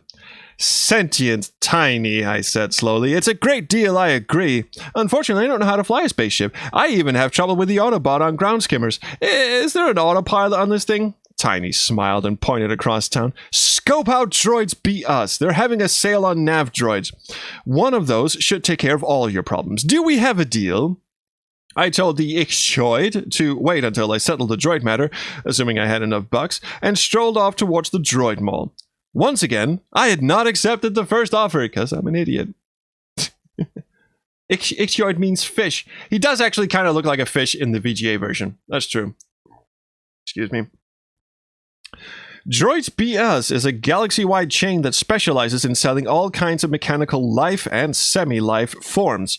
Droids differ from bots in many obscure ways, but most especially in the fact that bots have more intelligence than droids.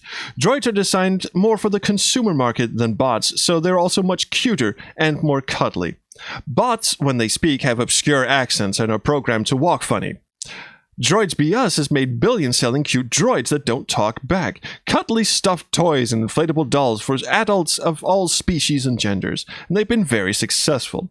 The insectoid sales entity at Droids BS was delighted to greet a customer, especially one with buckazoids to spend, but was somewhat disappointed when I gave my Union's Flats Merchants Association discount coupon to him. I explained that I was looking for a nav droid, was shopping on a budget, and was willing to pay cash for a good deal, and also I expected a 20% discount that the coupon promised.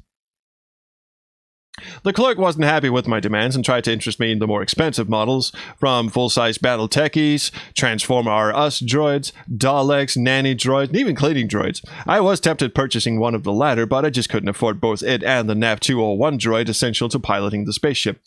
Pointing out my choice, I paid for the nav droid, and after stopping by customer pickup to obtain it, proudly marched back to listen to Tiny's second offer on the spaceship of my dreams.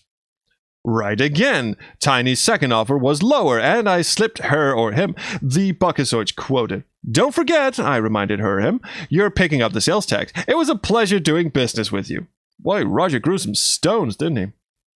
Tiny clutched a fin around the coins, slurped in what sounded like glee, and indicated that the keys to my new purchase were in the dashboard.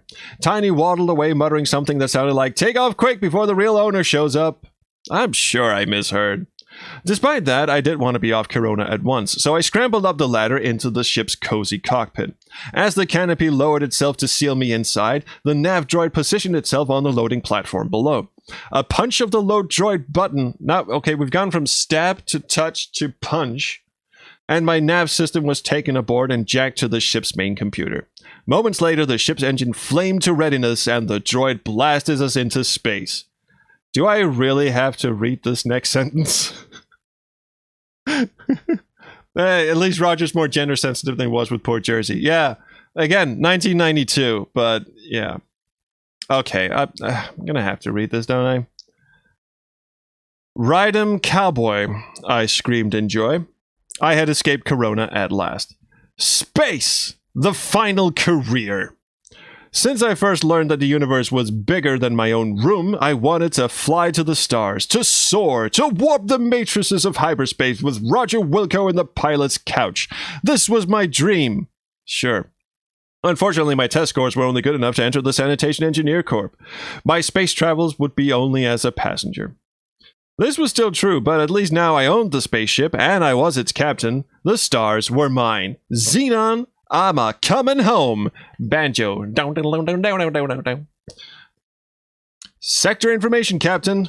The droid's request brought me back to reality. What sector is our destination? Xenon! Droid, take me to Xenon!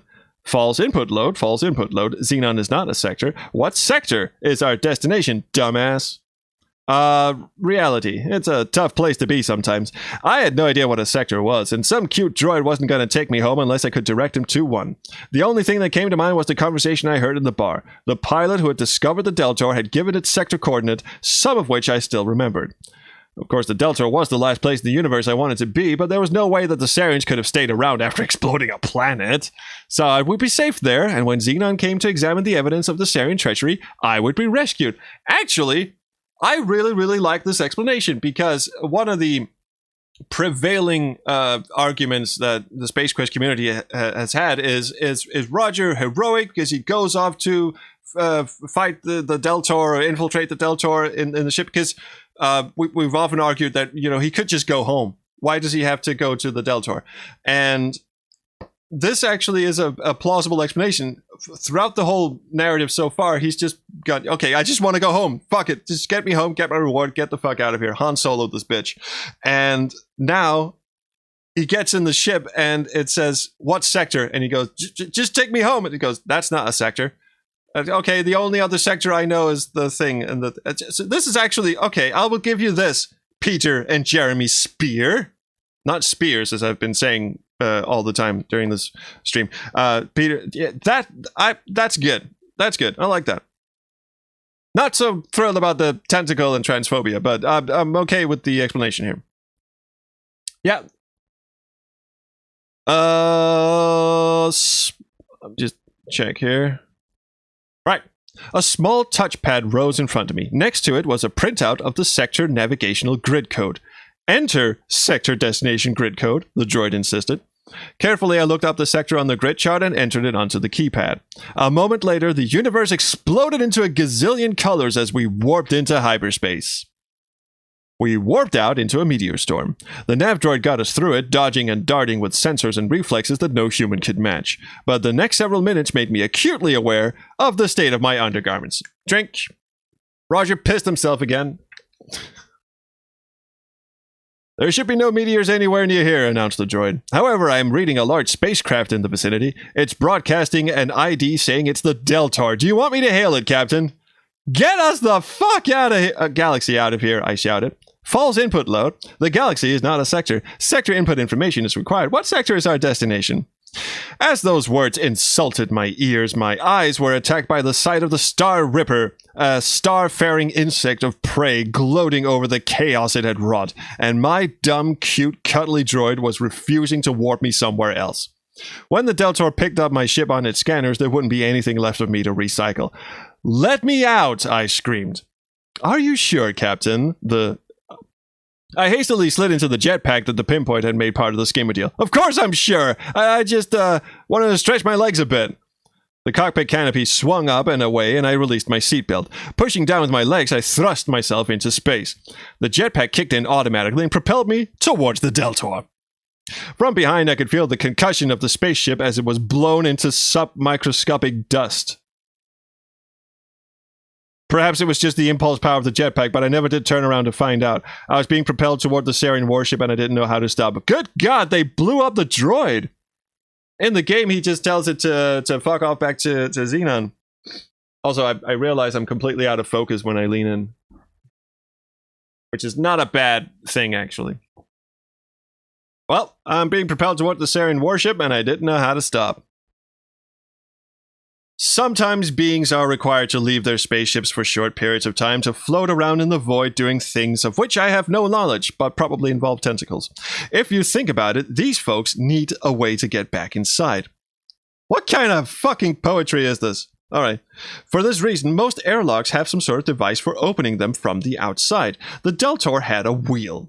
This became very important because as I got closer, my trajectory appeared more and more to be taking me not into the ship's hull, but grazing just past it. If I could find something to grab, I might be able to attach myself to the ship instead of flying by into endless space. The airlock opening device filled that role quite well. That, of course, left me hanging outside the outer hull of the Deltor. It was a situation I would have preferred, except I had only a limited supply of air in my spacesuit. There was no choice but to enter the Sarien lair and hope for the best. My hopes were not very high, but I spun that wheel until the great airlock door gaped wide. Where the fuck am I in this thing? Gaped wide like a hungry sandworm! Alright, I'm back. If Xenon was an invalid input before, it still would be now. Yeah. I quite like that explanation. That's not bad. My hopes were not high, but I spun that wheel until the great airlock doors gaped wide like a hungry sandworm. With much fear and anxiety, I pushed myself inside. Airlocks are airlocks, whether in Federation ships or in Sarien Star Rippers. They have both inner and outer hatches and some sort of decontamination unit. As I removed my jetpack, I could read that the Deltor had what was listed as an organic lifeforms decontamination and elimination model. That didn't look promising. I suspected that it might be better to skip the decon step, and I sought safety behind the inner airlock hatchway. It appeared to be out of line of sight of the zapper. As I hit there, I wondered why the Sariens would use such a device. It would take a big toll on the Deltor's own troops, but maybe they just didn't care. Maybe I was wrong about what the decon unit did, but I wasn't inclined to wait around for the answer. That's a difference between the EGA and the VGA version. When you get into the airlock, there's actually this big bug zapper, and I think it does zap you if you just stand in one place for too long. No. When a cleaning droid arrived a few minutes later to dispose of my jetpack, it must have assumed that it was all that remained of some intruder. As the droid busily began to sweep up, I quietly snuck around behind it, and through the open inner hatch into a long corridor. The first door I encountered was labeled Storage, and I ducked inside in order to get out of sight and figure out what to do next. Like airlocks, storage holds are much the same on all ships. The one I found myself in was bare except for a pair of large stasis chambers and a wide air vent extruding from the bulkhead. A locked trunk occupied the center of the floor, waiting to be stowed in one of the large compartments. Taking all bets, is he going to get in the trunk or is he going to get in the vent? We'll find out. Excuse me. Coke was a great choice for today's stream, wasn't it? The trunk and vent... Wait, hang on.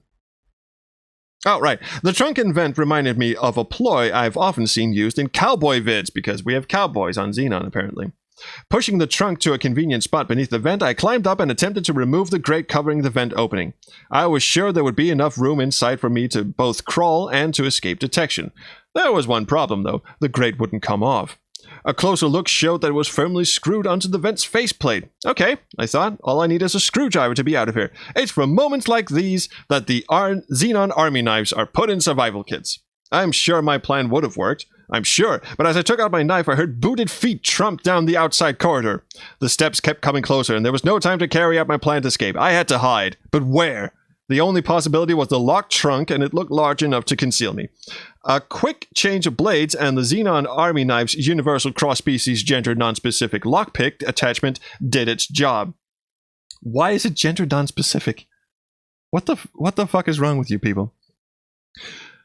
First the lock gave, and then the lid opened, revealing an empty interior. I hopped in and pulled the top down behind me. As the lid clicked shut, the door to the room opened and a voice ordered, "There it is. Take it to the laundry room before we all get shot." The shuffle of several pairs of boots was followed by my world tilting sharply. One side of the trunk was lifted roughly, and then the other. How the fuck do you read that? "What are you got in a these things, Sargo? A dead body, or maybe you're sneaking a new boy toy around. Yuck, yuck." Guys. "Maybe why don't we have a look inside? Yuck, yuck, yuck." Why do they talk like this? Okay. "Get moving or you'll lose your litter box privileges for a month, soldier. Do I make myself clear?" The sharp female voice was not in the mood for any insubordination. With a few more grunts and insincere chortles, the Sarians marched out of the storage compartment, taking the trunk and me with them. Since I was inside the trunk, I have no idea what kind of route they took. I do remember, though, that the trunk turned, spun, jerked up, fell, and even floated an endless number of times before it was abruptly dropped to the deck and to a stop. It still makes me nauseated even now to think about that ride. A few moments of gruff complaints and breathless grunts followed from outside, punctuated by the sound of boots moving away and a door thumping closed. Then silence. I waited for what felt like days, but were most likely seconds, before I was convinced that there was no one else in the trunk's vicinity.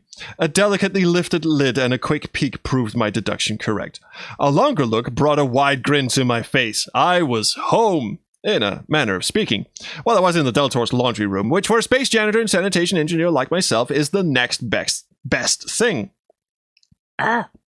Better yet, a giant industry-standard dirt-begone cleanse-o-matic waited within my arm's reach. Inside it, I could see dozens of dirty uniforms, socks, underwear, and various intimate unmentionables. Given the oft-soiled condition of what I was wearing beneath my spacesuit and the fresh motion sickness on it, the unwashed Sarien clothing was a vision of hygienic heaven. So that's the... Yeah, 8. We're up to 8 times that Roger has either pissed, shit, or vomited on himself. So overwhelmed was I by the sight, I scrambled out of the trunk, slammed the lid shut, removed my helmet, opened the door of the cleaning unit, and took a deep, ambrosial breath. Next best thing to tentacle porn. Holy shit. Again, you missed the start. I exhaled. It doesn't get any better than this. At that very moment, I heard the sound of someone moving in the direction of the laundry room. With no time to get back into the trunk, I threw myself into the cleanse-o-matic, closing the door behind me. I burrowed myself as deeply as I could beneath the stained sheet and wash-and-wear helmets. Safe, secure, warm, and out of sight, that moment was one of life's few precious back-to-the-womb experiences. Holy shit, guys. Are you all right? Oh, well. For the first time in my life amid the Sarien wash, I felt at one with the rest of humanity. Not a human, but okay. I threw away all my lingering regrets for having been born in test tube 696. I forgave my parents who had given me so much love and attention for dispensing with all the inconvenient aspects of childbirth. Oh, come on. I have a kid who's IVF. Shut the fuck up. There's nothing wrong with that. Also, it was very much inconvenient. Anyway, in that moment of oneness and unity with my Homo sapiens heritage, I vowed that I would find the star generator and destroy it. Star generator is a tough word to say when you're reading too fast, which I am. So, apologies. The Sarien Menace would regret... Let's just try that again, shall we? The Sarien Menace would regret that they had ever heard of Roger Wilco. Because now I'm tumbling around in dirty washing. Okay. That's when the door to the cleanse-o-matic opened and someone threw in another set of unclean garments. And then they turned the wash cycle to on. He was so moved by the smell of some filthy laundry, he decides to turn to heroism. Actually, I read hedonism first, which I think is more appropriate, but yeah. All right, we're in the home stretch. Luckily. The laundry room was empty when I finally wobbled out of the cleansomatic, washed, dried, steamed, soaked, and naked. It had been a hard ride even for a cowpoke like me. I felt all wrung out. My spacesuit was in shreds, and most of what I had in my pockets was destroyed or missing, including my knife and Baucasoids. The only thing that remained was the Star Generator data card. For some reason, it's built like a brick shithouse. Perhaps the most important thing in known space. On the other hand, I was clean for the first time since my adventures began on the Arcata. You can reset the counter now. I smelled like myself again, and the aroma didn't extend much beyond my body. Of course, I couldn't move around the Deltor in the altogether. My appearance would be somewhat conspicuous, and I'd never be able to find the Star Generator. You might find a girlfriend, though. Who knows? Anyway, Sariens are hairless, green-colored bipedal insectoids. They have red eyes and no visible ears. In size and general form, however, humans and Sariens are pretty much similar. The Sarien uniforms in the Clensomatic, therefore, would make a perfect disguise, especially since the feared Sarien insectoid helmet was part of the officer's everyday gear. I rooted around until I found a uniform that both fitted me and was gaudy enough to belong to one of the Sarien officer classes. A better, no-questions-asked cover I couldn't ask for. A lingering glance in the Clensomatic window revealed an image that any Sarien mother could love, although I understand that love is still illegal in their society. A check of the uniform turned up only the ubiquitous pocket lint, which I'm sure will outlast all other sentient species in the universe. My probe, however, did shake loose a Sarien identification card that had first attached itself to the uniform's material. It was a great find. I was now First Class Lieutenant Phallus Limp. Really? Jeremy? We all know it's Buxton Freem. God damn it. Yeah, I know. Yeah, oh dear. Yeah. Phallus Limp of the awesome Sarien Menace and Flotilla of Doom. The Sariens have always overdone their names of their armies. First Class Lieutenant Phallus Limp of the awesome Sarien... It's so good we had to write it twice. Flotilla of Doom stepped out of the Deltor's laundry room looking every bit a high Sarien officer, all spit, polish, and authority. The Roger Wilco inside the mask was betting his short life on the fact that any of the other troops were his badges of rank, and not the frightened janitor within. The ruse worked. The fast, crisp, loud salutes, and plenty of them, that greeted him were proof. It would be funny if Roger had gone home, the Sariens fire the Star Generator in Xenon, and it's a Cretan cartridge case that can fire back the beam and blow up the Sariens. Apparently it can withstand anything. Just outside of the laundry room were a pair of elevators. I'd wandered through the Deltor for some minutes, and had quickly realized that the warship was a maze of passages, corridors, and cross-corridors. It would look very suspicious if an officer were seen appearing lost and confused, so I retraced my step back to those elevators. The alert, intense guard on duty slapped an efficient salute and informed me that no one was allowed to enter the captain's private escape pod elevator. Not wishing to appear hesitant, I saluted the sentry back and entered the one that was not off limits. The elevator went up and deposited me in a short corridor near the top of the ship. At one end of the passageway was yet another elevator that led still farther up. At the other end, though, was a huge open chamber, bolted securely in the center of the room, power cables running in and out of it on all sides. Humming and pulsing with the energy of the captive Stellar Cord controlled, stood the Star Generator. Yay. It could only be that. The lethal flickering of an active force field surrounded the device, promising death to the unwary touch. There was a small new sign attached to the Star Generator's base. It read, "Stolen from the Federation. Top secret, Star Generator, do not touch, this means you." I was flabbergasted at how quickly I'd come upon the object of my search. Fate? Destiny? Dumb luck? The whys really didn't matter to me then, and I haven't solved them since. What mattered was the massive Sarien goon on guard.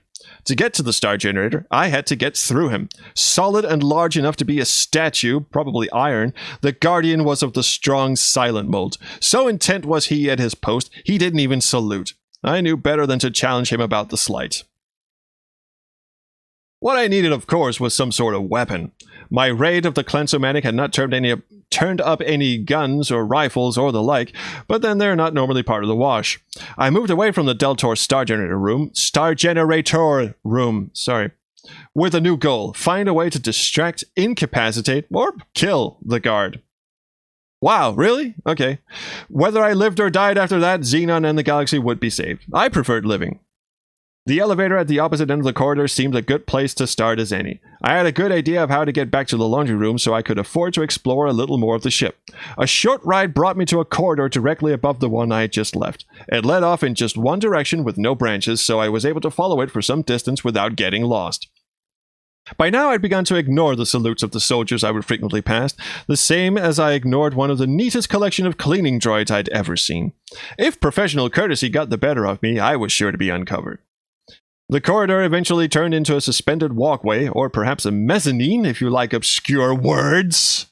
Peter. To my surprise, it opened above the star generator... Good God, I am so unable to say that. Star generator room. From the walkway, I could stare down at the universe-shattering device and its guard without being noticed. It looked like a great place from which to drop a 16-ton weight, assuming I had one, and a portable anti-grav to go with it. The goon would never know what hit him. Ah well. It was just beyond the walkway that I struck pay dirt. The Deltor's Armory. A plain utilitarian government-issue room at best, painted in traditional bureaucratic monopigment. It was presided over by one lone bot. A long counter divided the room unfairly, in order to keep the customers, so to speak, from the goods. Behind a narrow-gated part of the barrier, a display of big, serious-looking guns hung on the wall. They seemed attached there permanently. Below them, a pair of grenades lay on a small shelf, waiting to be stowed again safely in the arms locker in the back of the room. The bot didn't salute me, it simply waited.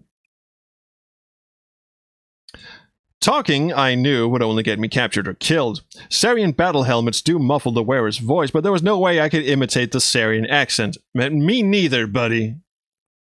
The ID card in my pocket proved an acceptable substitute. Holding it in front of the bot, the mech translated my action as an authorized request for a weapon by an officer. It nodded once in acceptance and moved off to retrieve my gun. As soon as it disappeared from sight, I made my move. The plan had come to me as soon as I saw the grenades. There were no 16-ton weights, but they would do some kind of damage if dropped onto the star generator room. Into the star generator room, actually. In the ensuing confusion, I might have a chance to get close to the machine. This was no time to stumble over my feet. As swiftly and quietly as possible, I lifted the counter's gate, moved behind it, swiped one of the grenades, and returned to where I'd been when the bot left the room. The entire time, I was conscious of the possible consequences if the bot discovered me in the back. Instant annihilation came to mind first. But the bot returned, only to find First-Class Lieutenant Phallus Limp of the awesome Sarien Menace and Flotilla of Doom patiently awaiting the delivery of his Magnum PI class single-user ray gun. When the mech handed it to me, I played it extremely blasé and walked out of the armory as if I'd been doing this all my life. The whole way, I imagined a laser-guided crosshair playing touchy-feely on my back. Once safely outside, I almost skipped and wiggled for joy. Not only did I have a gun and a grenade, but the Magnum PI class single-user ray gun was the same weapon that the lone Space Ranger used in the vids. They are still my favorites. I'd always imagined myself armed with one of those guns, bringing law and order to Centauri City.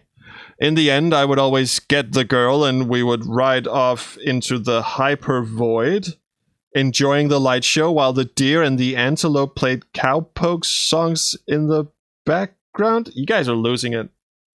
Peter and Jeremy, could you... I think Peter wrote this bit. Peter, please. God damn it. But I had a more serious mission at that moment. The big guard still was paying no upward notice, and as I positioned myself directly above him, I hoped that the sound of my knees knocking together wouldn't alert him to danger. They didn't, and my aim was true.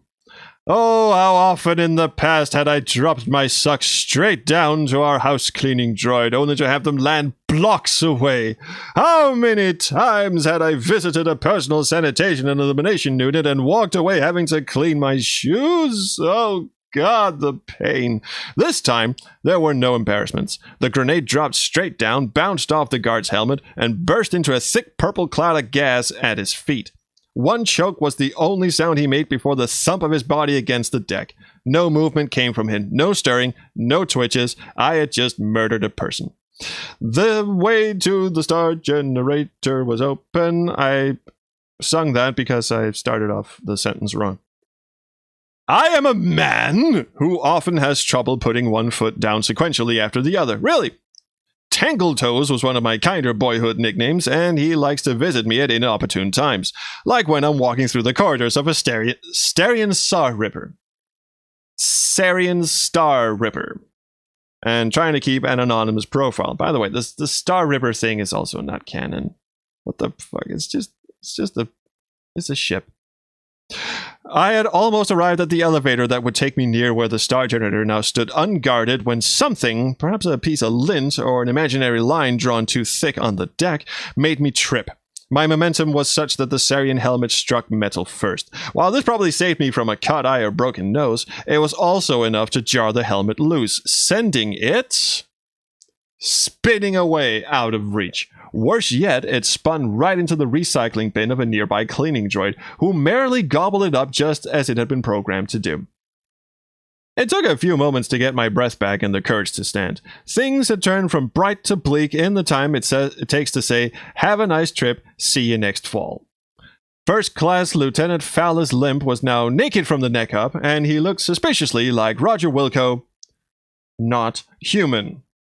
The organic waste products had hit the air circulators, and possibly the uniform as well. Let's just call that a 2. I gripped the ray gun more tightly in my fist and hoped it was fully charged. My aim might be suspect, but I have a very fast trigger finger twitch reflex. Thank you, Moral. If I shot fast enough and aimed at enough places, my innate dumb luck would eventually hit something, perhaps bulkhead, send everyone out into open space, hopefully before the Sariens hit me. I remember everything, and I remember nothing about my mad dash to the star generator.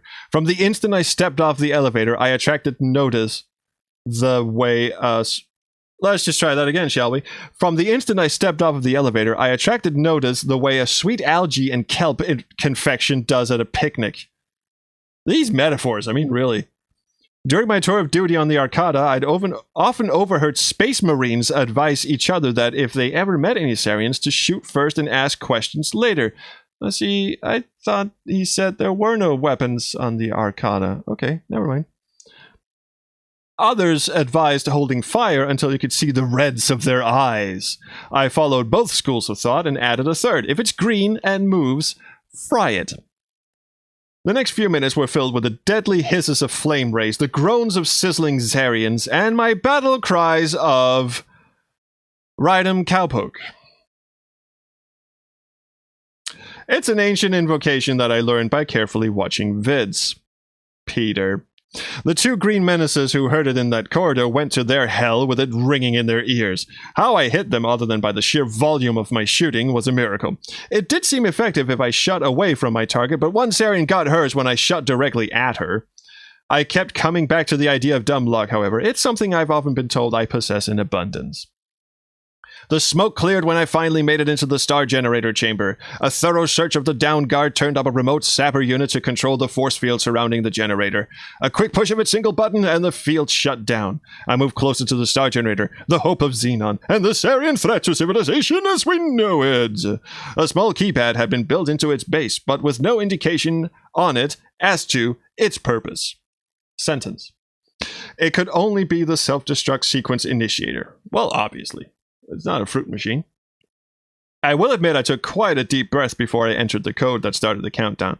It had stuck in my memory when I viewed the data card back on Corona, but I never envisioned actually using it. Once the final activation key was touched, I would have only a short time to escape an exploding starship. I had done that once already, and I wasn't thrilled with the prospect of doing it a second time. On the other hand, I did know where the elevator to the escape pods was situated, and the prospect of Sarien domination to the galaxy was too much to bear.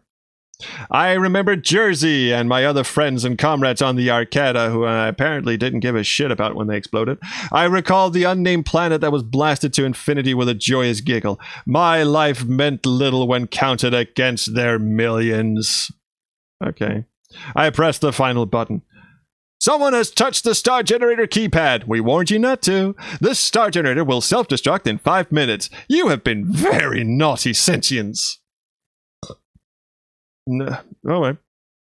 The run from the star generator to the elevator had one piece of good news. I didn't fall. It did have a lot of Sariens, and they were all armed, but they were green and moved, and I could see the reds of their eyes, and I didn't ask any questions. The worst part was when I finally arrived at the elevator to the escape pod. Not only was its guard there, but so was a reinforcement. I guess they didn't expect a human to come out of the elevator because they both missed me with all their shots. I missed a lot too, but stopped missing before they did.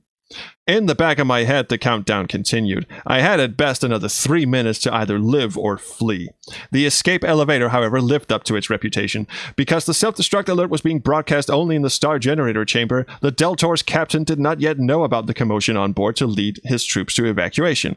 When I left the elevator, I was by myself in a small bay with just a lone escape pod for company. It must have been the captain's personal vessel. It was so fully automated that it flew itself away from the Deltor without me having to do anything.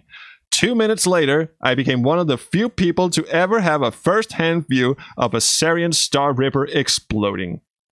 It was better than video. It was better than my dreams. It was better than tentacle porn.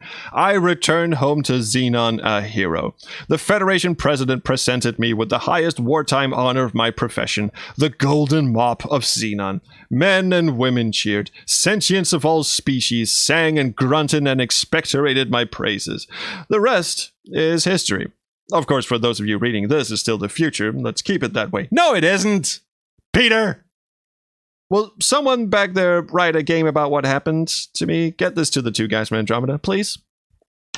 And that is finally the end of Chapter 1, which took me 2 hours to read. So we are not getting into Chapter 2, although I now know what we will be doing in the next Friday. Yeah, holy crap. No bullshit explanation for how he navigated back to Xenon. I guess the escape pod didn't require a sector or whatever. I don't know. Yeah, kind of a damn squib of an ending. It kind of rushed its way to the ending. So let's poll the chat. What was the most batshit insane thing that you heard during your time spent with Roger Wilco in Chapter 1 of the Space Quest Companion? My money's on the tentacle porn, but, taking all bets. Page 1, no question. Absolutely.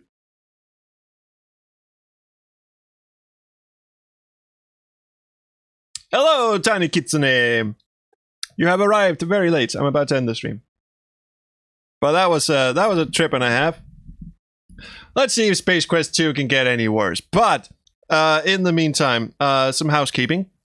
We have the stream regime going on, which means that Tuesdays I play modern games, Thursday I play classic games, and Friday we do whatever this is. On Tuesdays, currently, I'm playing Lucy Dreaming, and I actually have the developer of Lucy Dreaming in the voice chat with me. So it's sort of like a developer's commentary thing as I play through the game for the first time. On Thursdays, I'm currently playing Police Quest because I'm gathering footage for a fair and balanced video in the same style as my King's Quest videos on the Police Quest series. I'm currently playing through the Apple IIgs version of Police Quest 1. And after that, we'll be playing the VGA remake of Police Quest 1, but that's all to come in the future. And then, of course, Fridays, we're reading the Space Quest Companion with this fake fireplace that's now being covered up by the Twitch chat. Awesome. I'll find a better place for it next time. If you are a supporter of my Patreon, patreon.com/SpaceQuestHistorian, you can, and this is true, join me in the voice chat during all of these streams and just sit and shoot the shit with me. And I will, when we play games, I'll live share the game that I'm playing on my Discord, so you don't have to put up with the Twitch lag. And just come and hang out. And of course, when we play Lucy Dreaming with Tom, the developer, you can also come and hang out with me and Tom. So there's that. But for now, I am just going to put up my stream over thing. It looks like this because the stream is now over. So thank you guys so much for coming. Thank you for listening to my bad reading of an even worse book. And see you around the Chrono stream. Bye.